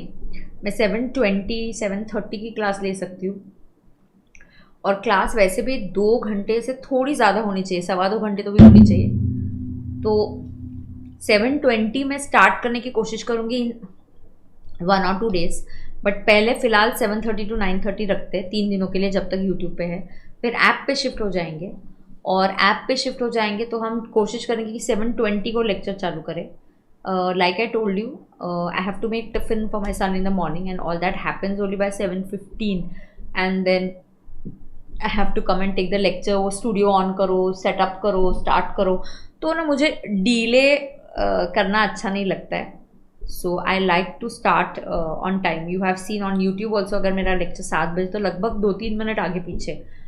तो मॉर्निंग का एक पहले मेरा शेड्यूल बैठने दो. अगर मुझे लगा कि मैं जल्दी ले सकती तो मैं बिल्कुल कोशिश करूँगी. और देखो, अगर आपके आर्टिकलशिप है तो थोड़े आप दिनों के लिए रिक्वेस्ट कर सकते हो कि आप एक्स्ट्रा बैठ सकते हो. आप थोड़ा सा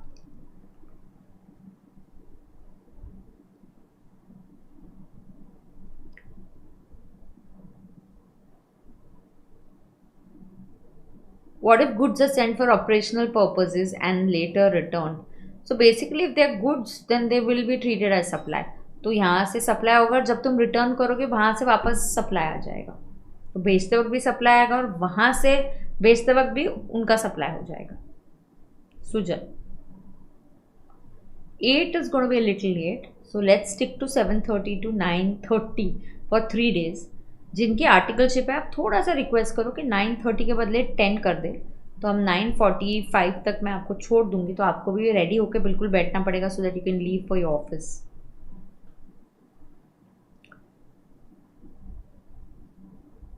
चलो स्टार्ट कर दे अभी. अब डीडीपी हो गया. इन दोनों के बीच में एस हो या गुड्स हो, सबका पार्ट आने वाला है. ओके, एस हो या गुड्स हो, इन सबका पार्ट आने वाला है.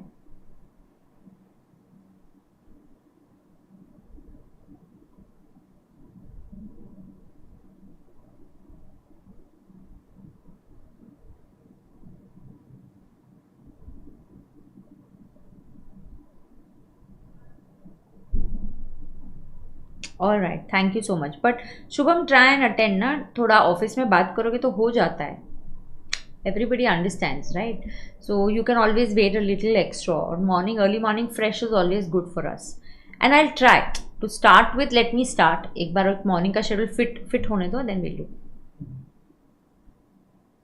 Exactly the point, Parth Gupta. I am glad that you asked this question. Ma'am, what if one entity is in India and the other entity is outside India? The outside India entity is 100% Indian. Will it be DDP? Absolutely. Outside India से within India आएगा तो import हो जाएगा. इसीलिए ये दोनों को parity रखने के लिए, parity मतलब equality, कि अगर मेरा रिलेटेड, पहले अभी मुझे रिलेटेड पर्सन सिखाना है, रुको. तो अगर मेरा रिलेटेड पर्सन या डीडीपी इंडिया में है तो तुम उसको सप्लाई मान रहे हो. वही अगर इंडिया के बाहर से इंपोर्ट कर रहा है तो बस उसको भी सप्लाई मानने का. और यही पैरा 4 में बोला है, यही पैरा 4 में बोला है. क्या बात है. और यही पैरा 4 ने बोला है. मजा आ गया. तुमको भी मजा आया तो थम्स अप दो. चलो जल्दी थम्स अप दो, थम्स अप दो, थम्स अप दो क्विकली. यस, आगे जाएंगे. रिलेटेड पर्सन के बारे में पढ़ेंगे. या from tomorrow we are going to meet in the morning. तो अभी रात को, आज का दिन खत्म भी मेरे साथ, कल के दिन की शुरुआत मेरे साथ. कल से मॉर्निंग में शिफ्ट करना पड़ेगा. यस, तो कल क्या है? फ्राइडे सैटरडे मॉर्निंग को होगा. संडे को क्लास नहीं लेंगे. तो संडे को होमवर्क मिलेगा, कुछ ये सब लिखना है, ब्रेन मैपिंग चार्ट्स बनाने, सब कुछ करना है. ठीक है, चलो आगे जाएंगे. अब रिलेटेड पार्टी. मजा आया कि नहीं आया? इसीलिए तो इम्पोर्टेशन भी है ना. और इम्पोर्टेशन अब भी नहीं है, इम्पोर्टेशन सर्विस टैक्स के ज़माने से. और उधर तो लॉजिक भी था, ऐसा ही दिया था कि टैक्स की चोरी वगैरह इवेजन होता था इम्पोर्टेड. और लॉजिक इज हियर तो very clear. So if I have DDP with in India domestic, why not outside India? तो boss, that is why importation from related party without consideration in the course of business. Business के लिए काम में India में consume हो रहा है तो बॉस सप्लाई मान के जीएसटी देना पड़ेगा. And that's exactly para 4, importation. क्या बात है, क्या बात है, क्या बात है. मजा आ गया. चलो अब मैं आपको बताती हूँ related person. Oh my God, related person किधर है? इधर है. ऑफकोर्स रिलेटेड पर्सन की डेफिनेशन के लिए हम लिखते हैं यहाँ पे ब्रेन मैपिंग में. So for related person refer page number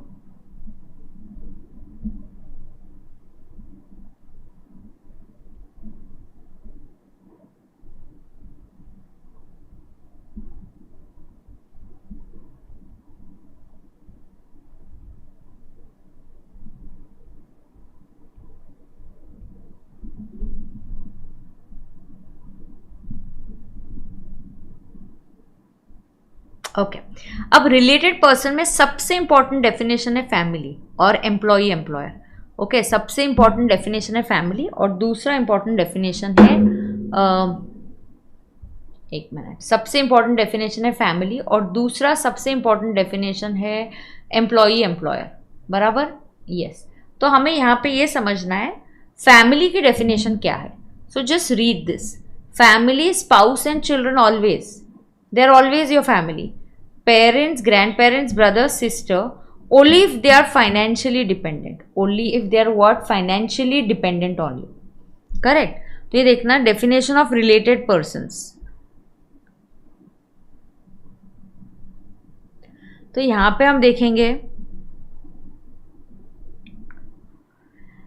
definition of related person में सबसे इंपॉर्टेंट कैटेगरी है फैमिली, उसके बाद दूसरी इंपॉर्टेंट कैटेगरी है एम्प्लॉई एम्प्लॉयर, इनको भी रिलेटेड पर्सन माना जाता है, फैमिली को भी रिलेटेड पर्सन माना जाता है। तो आपका किसी भी रिलेटेड पर्सन के साथ एनी सप्लाई ऑफ जी और एस होता है बिना कंसिडरेशन के, it is going to be treated as supply. Correct है? यस। अब आपको समझना है spouse and children always. Okay now for related person definition we have to write down. See understand one thing, indirect tax या कोई भी tax होता है ना तो काफ़ी लेंदी होता है, बहुत सी चीज़ें होती है, सब कुछ ब्रेन मैपिंग में लिख पाना बहुत मुश्किल होता है। ठीक है यस। तो यहाँ पे मिश्वा later please, not now this import का मुद्दा आने दे तब बात करेंगे प्लीज़ थोड़ा सा फ्लो आप बनाए रखो तो लेक्चर का प्रोडक्टिविटी बहुत अच्छी रहेगी। ठीक है, पूछो डाउट बट उस समय पे पूछो जब उस कॉन्सेप्ट से रिलेटेड डाउट आता है, वो कॉन्सेप्ट पढ़ाती हूँ मैं। ठीक है,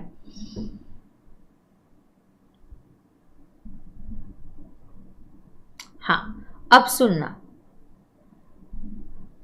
तो यहाँ पे फैमिली, ये कौन है? फैमिली रिलेटेड पर्सन है plus employee and employer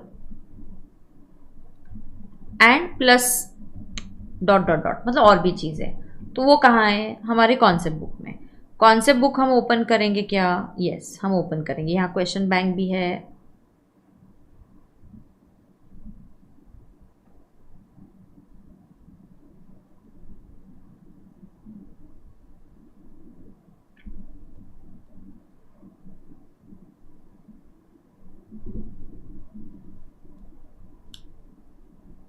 bar API देखो, para 1 disposal of business asset.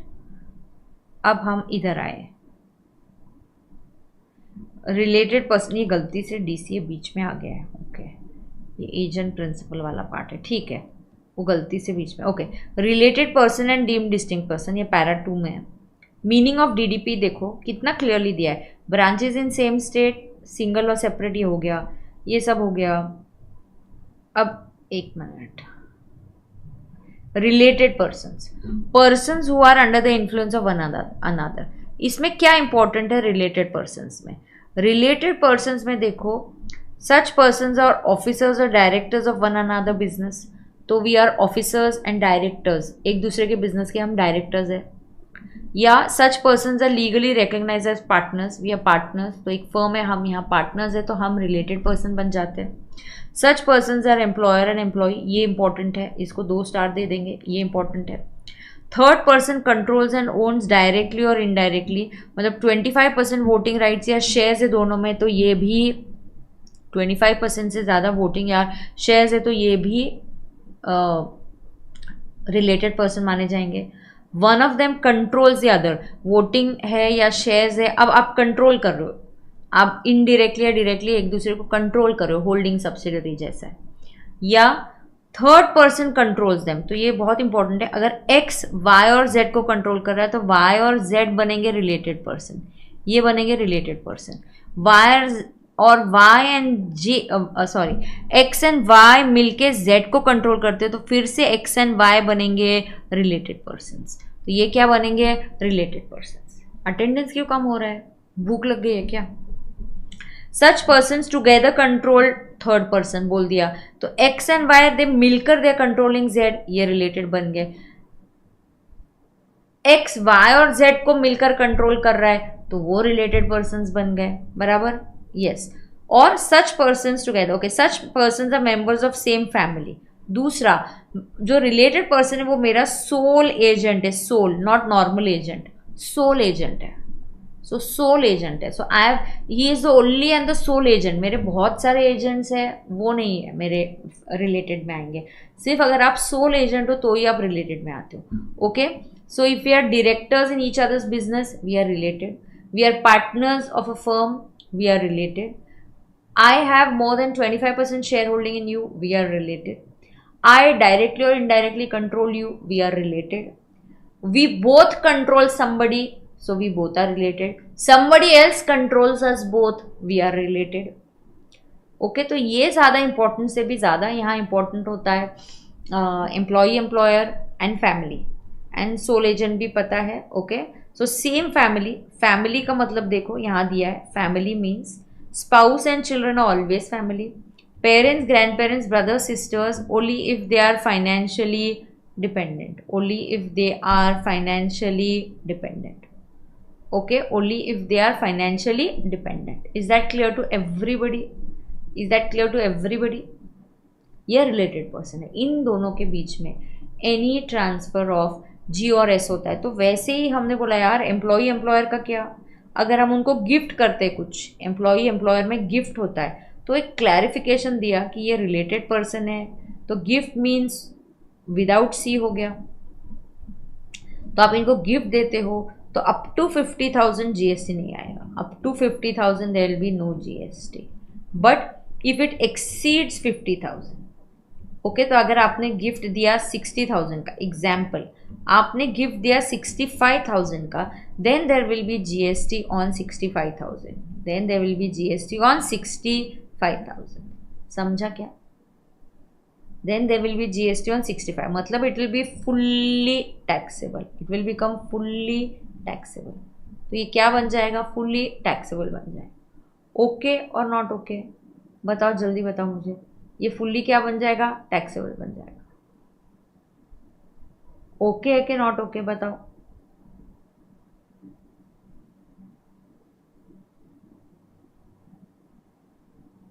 Yes, and then फिर से I will recap this again tomorrow, there is no problem, no problem, just go through it, go through it.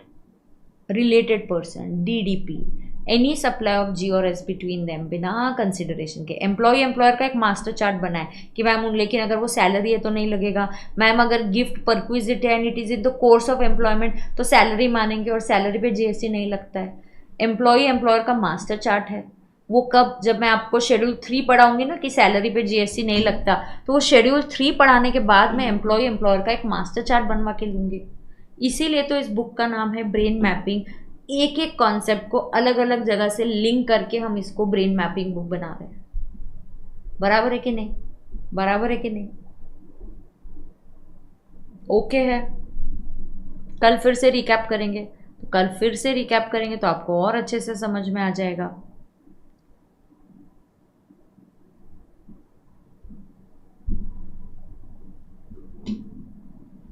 तो यहाँ पे देखो क्या है, यहाँ पे लिखना सिंपल है, पैरा 2 ऑफ व्हाट। चलो चलो सब रिपीट करेंगे। पैरा 2 ऐसे क्लास में होते मेरे सामने तो ऐसे मस्त हम रिपीट कर करके लिखते। तो para 2 of schedule 1 of section 7(1) C of CGS, सब 7(1) ही चल रहा है, 7(1) खत्म होने को रहा है। What is a supply, then 7(2) आएगा, what is not a supply. Correct. अब यहाँ पे देखो related person and deemed distinct person, तो यहाँ पे हम लिखेंगे, लिखो एनी सप्लाई ऑफ जी और S, G oblique S, any supply of, हाँ 50K वाला सिर्फ एम्प्लॉय एम्प्लॉयर के लिए, या 50K वाला सिर्फ एम्प्लॉय एम्प्लॉयर के लिए, ऑफ कोर्स बाकी किसी के लिए नहीं है। So that clarification has come only for employer employee. तो लिखो एनी सप्लाई ऑफ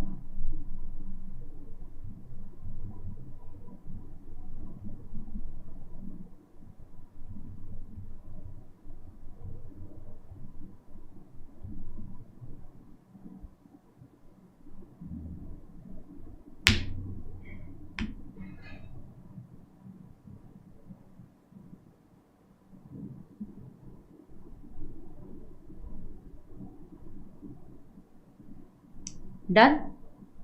तो अभी एपी पे आएंगे।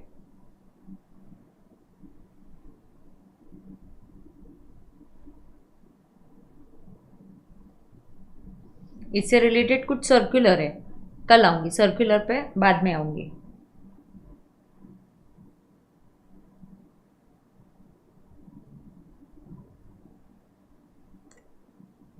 डन है।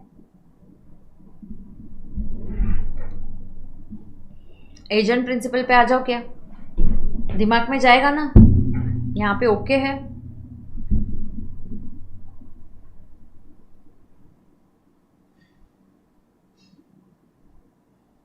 बोलो ओके है क्या? एपी करूं, एजेंट प्रिंसिपल करूं, एक और पार्ट करके फिर स्टॉप करूंगी, फिर ऐसा करेंगे।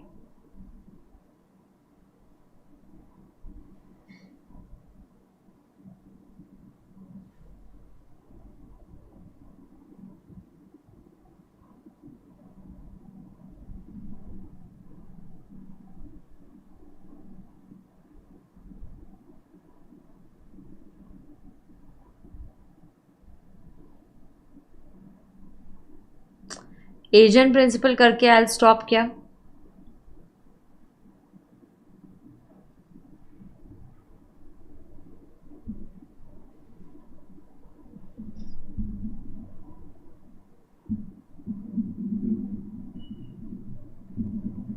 चलो 1 मिनट का ऐसे ही पॉज करते हैं एंड देन वील स्टार्ट। ऐसे 1 मिनट का एक ब्रेक अच्छा होता है।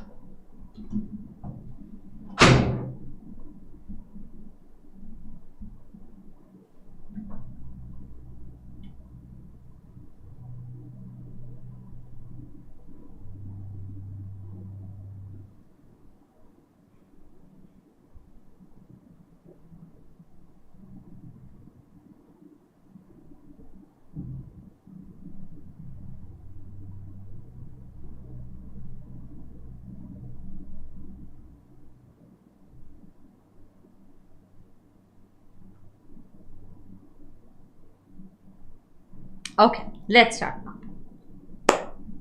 ऑलराइट, अब हम बात करेंगे एजेंट और प्रिंसिपल की।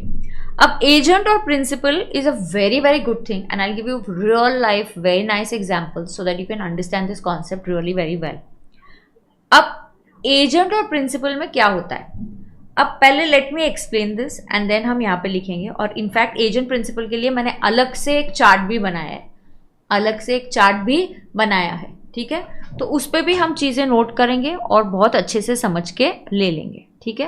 तो चलो स्टार्ट करते हैं यहाँ पे।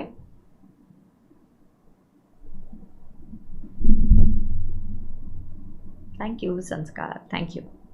ओके, नहीं दोनों नहीं होगा रोहित नहीं होगा। एजेंट प्रिंसिपल में एक दो चीज़ें, डीसीए है, डेल कैडरी एजेंट है और ये वो फलाना फलाना। ओके, तो एजेंट प्रिंसिपल का अगर आप देखते हो तो इधर एक चार्ट है। हाँ, अब ध्यान से सुनना।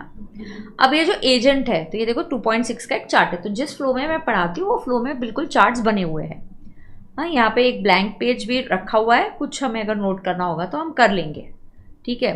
तो अगर एजेंट और प्रिंसिपल में क्या ऑप्शन होता है, पहली बात तो समझना है कि जो एजेंट होता है, ओके, एजेंट होता है ना, प्रिंसिपल के बिहाफ पे गुड्स खरीद भी सकता है और प्रिंसिपल के बिहाफ पे गुड्स बेच भी सकता है। So I can be a selling agent और I can be a buying agent. Okay, so what kind of an agent I can be? I can be a selling agent और I can be a buying agent, ठीक है? तो मैं क्या agent हो सकती हूँ? एक सेलिंग एजेंट भी हो सकती हूँ या मैं बाइंग एजेंट भी हो सकती हूँ।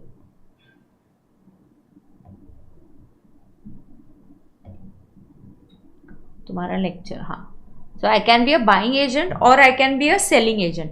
मतलब I buy on behalf of my principal, I sell on behalf of the principal. ठीक है, अब सुन के लेना. अब एजेंट अलग अलग प्रकार के होते हैं. एक एजेंट होता है जो कस्टमर को बिलिंग देते वक्त, अब सुन के लेना हाँ क्या होता है. प्रिंसिपल मतलब लेट्स से नाइकी ने एक मॉल है, ओके, जैसे मॉल या शूज का कुछ शोरूम है जहाँ पे अलग अलग ब्रांड्स के शूज होते हैं. या कोई मॉल है जैसे कि सेंट्रल मॉल, सेंट्रियो मॉल, अलग अलग मॉल्स होते हैं, राइट. सो एक जैसे सेंट्रियो मॉल है अभी, या सेंट्रल मॉल था पहले. तो नाइकी ने अपने शूज सेंड किए. तो इस सेंट्रियो मॉल में अलग अलग शूज़ है. इस मॉल में क्या क्या शूज़ है सुन के लेना. यहाँ पे नाइकी के शूज़ है, आदिदास के शूज़ है, ओके. यहाँ पे कस्टमर आता है, कस्टमर सब ब्रांड्स के अलग अलग शूज़ ट्राई कर देता है, ओके. चलो अटेंडेंस कम क्यों हो रहा है. कस्टमर क्या करता है, अलग अलग ब्रांड्स के शूज़ ट्राई करता है, right. So customer is going to try shoes of different brands and let's say ही परचेजेस दिस नाइकी के शूज़. अब जब ये मॉल है, कस्टमर को बिलिंग करेगा. क्या वो नाइकी के नाम से बिलिंग करता है क्या? नहीं. अब ये जो सेंट्रल मॉल है ये क्या करता है, the invoice is raised in the name of Centrio mall. मतलब एजेंट अपने नाम पे बिलिंग करता है. एजेंट जो बिल देता है कस्टमर को, वो अपने नाम का इनवॉइस देता है. तो for the agent this became agent sale. अब तुम एजेंट को बोलोगे यार साइकिल तो पूरा करना पड़ेगा, तुम्हारा सेल हो रहा है, खरीदा कहाँ से? तो बोलता है हाँ यार खरीदा तो नहीं मैंने, ये तो नाइकी मेरा प्रिंसिपल है, मैंने उससे शूज़ लिए, नाइकी ने मुझे 500 शूज़ भेजे, मैं क्यों 500 शूज़ के पैसे दूंगा, मैंने तो फ्री में ले लिए. नाइकी और मेरा ये डील हुआ था, जितने शूज़ बिकेंगे उसका ही पैसे का लेन देन होगा, बचे हुए शूज़ हम आपको रिटर्न कर देंगे. जैसे ही जीएसटी आया था ये सारे एजेंट लोग थोड़े परेशान हो गए थे. पता है क्या क्यों? एजेंट और प्रिंसिपल, क्योंकि अब ये नाइकी टू सेंट्रो मॉल जो शूज़ गुड्स का सेलिंग होगा इसको सप्लाई माना जाएगा. तो नाइकी के लिए, for Nike this is sale and for the agent this will be his purchases. क्योंकि ये सप्लाई शेड्यूल 1 में आ रहा है और आना भी ज़रूरी था, क्योंकि फ्री फ्लो ऑफ क्रेडिट भी चाहिए. सेल है तो परचेज होना चाहिए, परचेज है तो आगे सेल रिकॉर्ड, मतलब उसका फ्री फ्लो ऑफ क्रेडिट आना चाहिए बेटा. तो यहाँ पे क्या होने वाला है, जब एजेंट बिल अपने नाम पे रेस करेगा तो एजेंट कस्टमर को बोलेगा ये लो गुड्स और ये लो बिल, और बिल पे वो सेंट्रल मॉल लिखेगा. लेकिन जब वो नाइकी से शूज़ खरीदेगा, नाइकी और शूज़ का जो था वहाँ पे तो गुड्स का ट्रांजैक्शन ही नहीं था. वहाँ पे तो क्या नहीं था, हमने कोई इन्वॉइस ही नहीं बनाना था. ओल्ड इनडायरेक्ट टैक्स में ऐसा कुछ कॉन्सेप्ट ही नहीं था बिना कंसिडरेशन के. तो नाइकी और सेंट्रल मॉल के बीच में सिर्फ गुड्स का लेन देन होता था, पैसे तो है ही नहीं, कोई जीएसटी पे करता ही नहीं था. तो इनफैक्ट जब जीएसटी आया तो ये लोग थोड़े से नाराज़ हो गए, बट जीएसटी में उसको अपना साइकिल, अपना डॉक्यूमेंटेशन पूरा करना बहुत ज़रूरी है. तो इस चीज़ को सप्लाई माना जाएगा. ऐसे एजेंट्स को शेड्यूल 1 के एजेंट्स बोलेंगे. यस, और सेंट्रल मॉल ने जब डिसाइड किया कि इनवॉइस में मेरे नाम पे रेस करूंगा, तो उसने खुद से डिसाइड कर लिया है. क्या डिसाइड कर लिया बेटा, बताना. तो उसने खुद से डिसाइड कर लिया that I am going to enter the supply chain. Exactly, you decided to enter the supply chain, agent ने डिसाइड किया. बट अभी लेट्स से ये कोई शूज़ वगैरह नहीं है, कोई शोरूम नहीं है, मैंने ऐसे कोई गुड्स, मेरा जो प्रिंसिपल है he is doing some different kind of vacuum cleaner का selling, he is a manufacturer of some vacuum cleaner. So he says agent please आप मेरे लिए इस वैक्यूम क्लीनर के लिए अलग अलग कस्टमर्स ढूंढिए. तो वो कस्टमर्स ढूंढता है, अलग अलग फैक्ट्रीज़ में जाता है. ये अलग टाइप का वैक्यूम क्लीनर है जो बड़े बड़े फैक्ट्रीज या ऑफिसेज में लगने वाला है. तो हर ऑफिस या फैक्ट्री को विजिट करता है और बोलता है आपको चाहिए क्या. तो बोलते हाँ हमें पसंद आया, हमें इसका डेमो पसंद आया, हमें ये खरीदना है. तो आपको खरीदना है तो पता है वो एजेंट बोलेगा भाई ये लो गुड्स, ये प्रिंसिपल है, ये कस्टमर है, बिल जो है प्रिंसिपल के नाम का ही बनेगा. तो अब जो बिल बनेगा वो प्रिंसिपल के नाम का बनेगा. Means agent is not entering the supply chain. उस प्रिंसिपल ने गुड्स खरीदे होंगे, वो वैक्यूम क्लीनर खरीदा होगा, खुद से मैन्युफैक्चर किया होगा.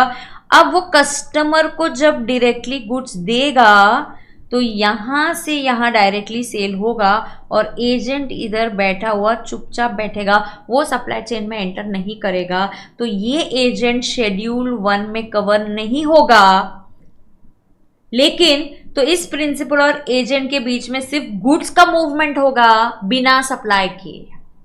गुड्स का तो मूवमेंट होगा क्योंकि शायद प्रिंसिपल ने गुड्स एजेंट को भेजे होंगे, फिर एजेंट ने कस्टमर को भेजे, लेकिन वो बोलेगा भाई ये ले गुड्स और ये ले इनवॉइस, और इनवॉइस मेरे नाम का नहीं है, इनवॉइस प्रिंसिपल का नाम का है।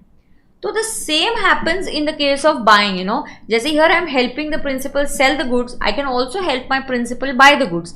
Sometimes my principal can say, you know, मुझे एक अलग प्रकार के गुड्स चाहिए, अलग प्रकार के गुड्स चाहिए और ये गुड्स बहुत रेयर है, बहुत एक्सपेंसिव प्राइस में मिल रहे हैं, can you go and search, go and explore in India, can you go and find out कि ये खास प्रकार के जो गुड्स है मुझे कहाँ मिलेंगे, तो ये खास प्रकार के गुड्स है मुझे कहाँ मिलेंगे, can you go and explore it.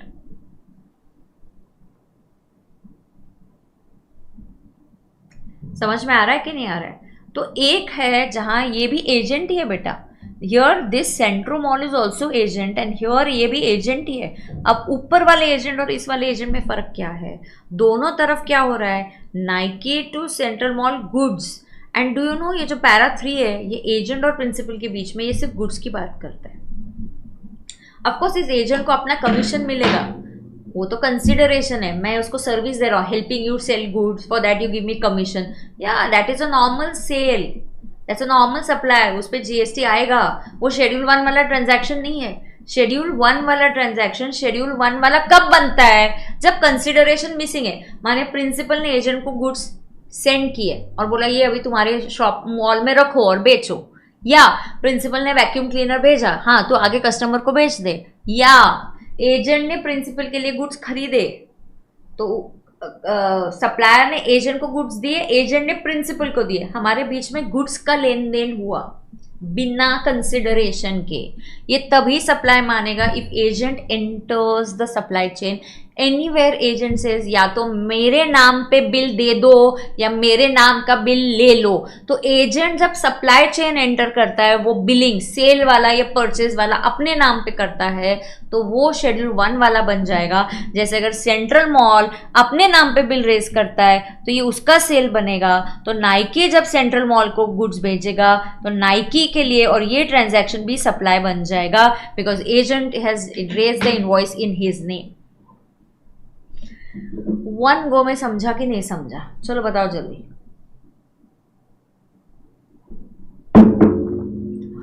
Did you understand this? Did you understand it?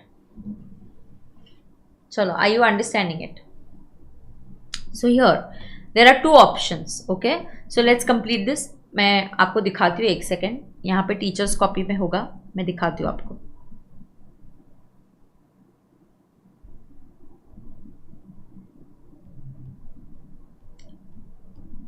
ये देखो, अब यहाँ पे देखते हैं, हाँ यहाँ पे फोकस करेंगे। ये देखो, और मैंने real life practical example mall वाला लिया और जैसे जीएसटी आया तो सारे ऐसे एजेंट प्रिंसिपल नाराज हो गए क्योंकि लिक्विडिटी उनकी अफेक्ट हो गई। फिलहाल के लिए उसको सप्लाई माना जाएगा। अब क्या वैल्यू पे जीएसटी देना पड़ेगा एजेंट्स के लिए, कुछ हम वैल्यूएशन रूल्स पढ़ने वाले हैं वैल्यू ऑफ सप्लाई में, तो इसका चिंता मत करो मैम। मतलब इनवॉइस किसके नाम पे है वो देखना है, एब्सोल्युटली करेक्ट। कौन से केस में भावना? कौन से केस में? फर्स्ट केस में ma'am what is supply of S? Supply of S between agent and principal without consideration doesn't come in schedule 1, okay? Doesn't come in schedule 1। Now wait, which example you want Bhavna? In first example, हाँ in first example what? या but C is missing. कहाँ consideration है? ये तो cell है ना, but हम इसकी ट्रांजैक्शन की बात कर रहे हैं। शेड्यूल 1 में क्या कवर हो रहा है भावना? सेंट्रल मॉल और कस्टमर का ट्रांजैक्शन नहीं। शेड्यूल 1 में नाइकी जो प्रिंसिपल है और सेंट्रल मॉल है उनका ट्रांजैक्शन, एपी कवर हो रहा है, agent principal. We are not talking about central mall and customer, we are not talking about central mall and customer boss, we are talking about Nike and central mall. Bhavna, did you understand? और ये of course ये goods का movement without सी ही होगा, एक दूसरे को ये पैसे नहीं देते। अगर पैसे देते तो एजेंट ने गुड्स खरीद लिए फिर।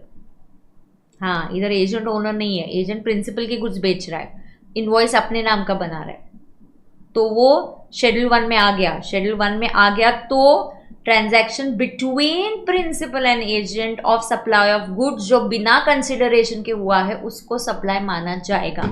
ओके और not okay? Come on boss, okay और not okay?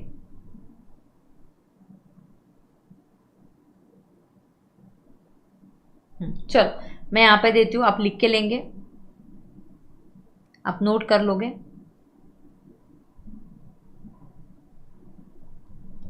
I'll just keep the screen here. Yes, तो आप इस ट्रांजैक्शन को सप्लाई मानते हैं।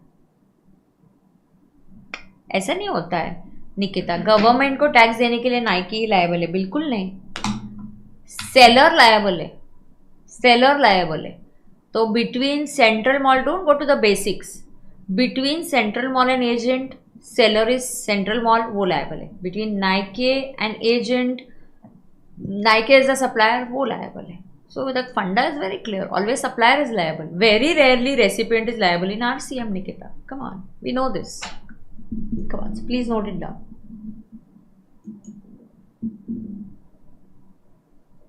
Either you note it down or take a picture of it, and then I'll continue.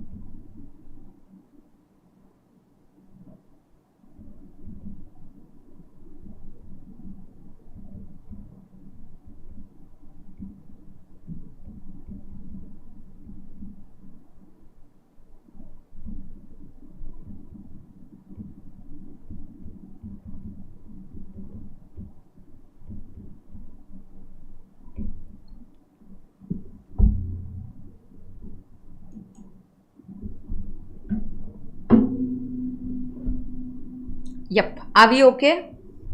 Come on. So ये भी आप नोट कर लो, ये बहुत इंपॉर्टेंट है। यस, मैं आपके चैट्स देख रही हूँ, किसी को कोई क्वेरी है क्या?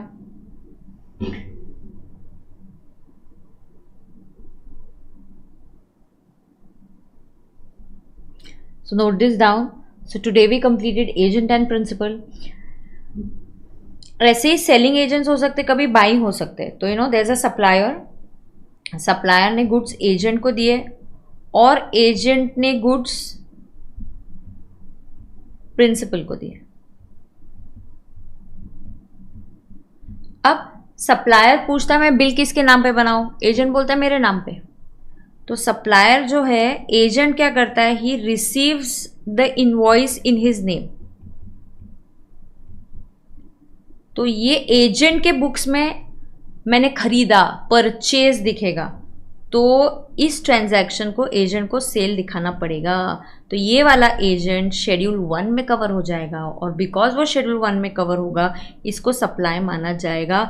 कैन दे बोथ आर्ग्यू कि नहीं नहीं मैं तो गुड्स प्रिंसिपल को दे रहा हूँ, प्रिंसिपल डायरेक्टली पैसे सप्लायर को दे रहा है, और हमारा तो ट्रांजैक्शन बिना कंसिडरेशन के। बॉस फिर तुम सप्लाई चेन में क्यों आए? डायरेक्टली सप्लायर को बोलो प्रिंसिपल के नाम पे बिल बनाने को। तुमने बोला बिल मेरे नाम पे बनाओ, हाँ गुड्स भी मुझे दो, बिल मेरे नाम पे बनाओ, ठीक है। या तुम बोल सकते थे गुड्स मुझे दो लेकिन बिलिंग प्रिंसिपल के नाम पे करो। Don't enter the supply chain. If you enter the supply chain, complete it, उस चेन को कंप्लीट करो। परचेज सेल दोनों आपको कंप्लीट करना पड़ेगा, करेक्ट है। एजेंट सेलिंग वाला एजेंट हो सकता है, बाइंग वाला। I am selling on behalf of principal, I am buying on behalf of principal, correct है। देन ऑफ कोर्स वो सप्लाई होगा, किस वैल्यू पे सप्लाई होगा, उस कुछ तो उसकी वैल्यू निकालेंगे जो वैल्यू ऑफ सप्लाई में सीखेंगे, उस पर जीएसटी आएगा, तो इसका आईटीसी भी मिलेगा, करेक्ट। तो अगर ये ट्रांजैक्शन को आपने इनवॉइस 1 इनवॉइस 2 तो ये सप्लाई माना गया, तो प्रिंसिपल के लिए ये सेल है, तो प्रिंसिपल के सेल पे आउटपुट टैक्स आएगा। बेटा logic is very clear, don't ask this kind of repetitive question like अगर ये प्रिंसिपल का सेल बना तो इस पे आउटपुट टैक्स आएगा, अगर ये एजेंट का परचेज बना तो उस पे इनपुट टैक्स आएगा। तो क्या वो उस पे आईटीसी, एक बार मैंने बोला ना जीएसटी में उसको सप्लाई मानेंगे, तो जीएसटी का सब कुछ आ गया, टैक्स इनवॉइस रेज करना आ गया, ई-वे बिल बनाना आ गया। अगर प्रिंसिपल का सेल हो गया तो आउटपुट टैक्स आएगा, एजेंट का परचेजेस हुआ तो उसका इनपुट टैक्स करके आईटीसी आएगा। ये सारा आपको एक बार उसको समझना पड़ेगा। समरी ये है, ये समरी है पैरा 3 की। Any supply of G goods between principal and agents, मैं प्रिंसिपल से गुड्स ले रही हूं और फिर आगे कस्टमर को सेल कर रही हूं, ठीक है। सो सूजल ये देख, any supply of G between principal and agent without C, किसके बीच में गुड्स का लेन देन हो रहा है? प्रिंसिपल और एजेंट के बीच में, will be treated as supply. If agent raises the invoice और receives the invoice in his name, agent billing अपने नाम पे करता है। You know GST is very simple because it is all about purchase sale, purchase sale, purchase sale. इसीलिए मैंने बोला आज पूरा कंप्लीट नहीं होगा, अभी इधर पॉज करेंगे, कल एजेंट प्रिंसिपल से स्टार्ट करेंगे। और इनफैक्ट एक और टाइप का एजेंट होता है डेलीकेट रे एजेंट, डीसीए। और एजेंट को मैं कल फिर से स्टार्ट करूंगी। I will start agent principal in detail, पूरा मैं वापस कल एक्सप्लेन करूंगी। Is that clear to everybody? क्योंकि कल सुबह ही मिलने वाले हम लोग। Next class details morning 7:30।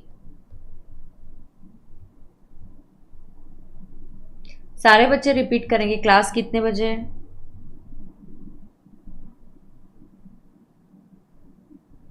कल से फर्स्ट डे तो 7:30 7:45 के आसपास हम स्टार्ट करते हैं। और मॉर्निंग में आपको स्ट्रीम शेयर करती हूँ, 7:30 7:40 तक मैं स्टार्ट कर दूंगी, ठीक है। 7:30 और 7:40 के बीच में स्टार्ट करेंगे। फर्स्ट ही डे है तो मुझे वो सब, और main the lecture will shift to SPC final का एक अलग चैनल बनाए। In short I tell you कि मैं स्ट्रीम जो है मेरे टेलीग्राम चैनल पे शेयर करती हूँ, मेरे इंस्टाग्राम पे स्टोरी पे ऐड कर देती हूँ, तो आपको डायरेक्टली उस पर जस्ट क्लिक करना और आपको मिल जाएगा लेक्चर। तो कल क्या है, फ्राइडे सैटरडे लेक्चर अभी मॉर्निंग में रहेगा, संडे को छुट्टी रहेगी। Is that okay?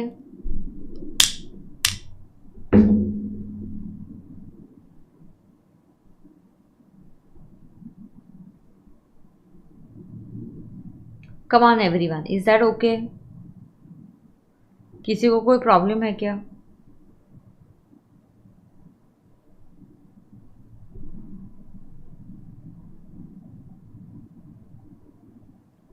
Anybody having any doubts, any queries? Agent principal कल फिर से होगा। Ma'am supplier is issuing goods in the name of customer, but can agent hold goods in the name of supplier if there is any? No, there is no limit of quantity, that's between me and principal. हमें एक दूसरे का कितना trust है, कोई limit नहीं है। बेटा कहीं कुछ लिमिट है, ऐसा कुछ होगा तो मैं बता दूंगी। यस, तो बिटवीन 7:30 एंड 7:40 के बीच में मैं स्टार्ट करूँगी, ठीक है। पहला दिन है तो मॉर्निंग में कौन सा स्टाफ है, क्योंकि वहाँ के चैनल से वो लाइव स्ट्रीमिंग करेंगे, मैं स्टार्ट करूँगी, तो इस तरीके से स्टार्ट करेंगे 7:30 7:40 फ्राइडे सैटरडे। एक बार हम सेटल हो जाए ना तो प्रॉपर लेक्चर्स का और भी एक फ्लो अच्छे से बनेगा। अभी अपना वेवलेंथ जम रहा है तो everything is going on great. But देखो आपको काफ़ी हद तक याद भी होते जा रहा है क्लास में और समझ भी आ रहा है लॉजिकली,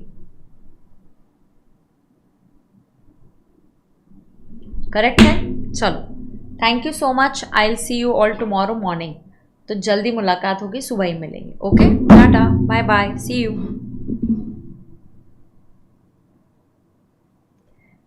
मुझे अटेंडेंस चाहिए। हाँ मैम, अगर एजेंट अनरजिस्टर्ड हुआ तो उसके नाम पे तो इनवॉइस नहीं रेज हो पाएगा ना। एग्जैक्टली, तो agent should take a call and generally if I am a agent of some principal then there is compulsory registration. If I am treated as agent as per schedule 1, मैं agent बन गई तो मुझे तो compulsory registration करना पड़ता है registration के चैप्टर में। तो रजिस्ट्रेशन किया तो बंद ही होगा। Sujal 9:30 will be too early यार, सिर्फ 2 घंटे की क्लास होगी फिर। ठीक है, ट्राई करते देखते हैं, 2 दिन तो 9:30 तक लेंगे, फिर वील टेक अ कॉल। हाँ ठीक है, 2 घंटा is also quite good for us. Thank you, bye bye, see you.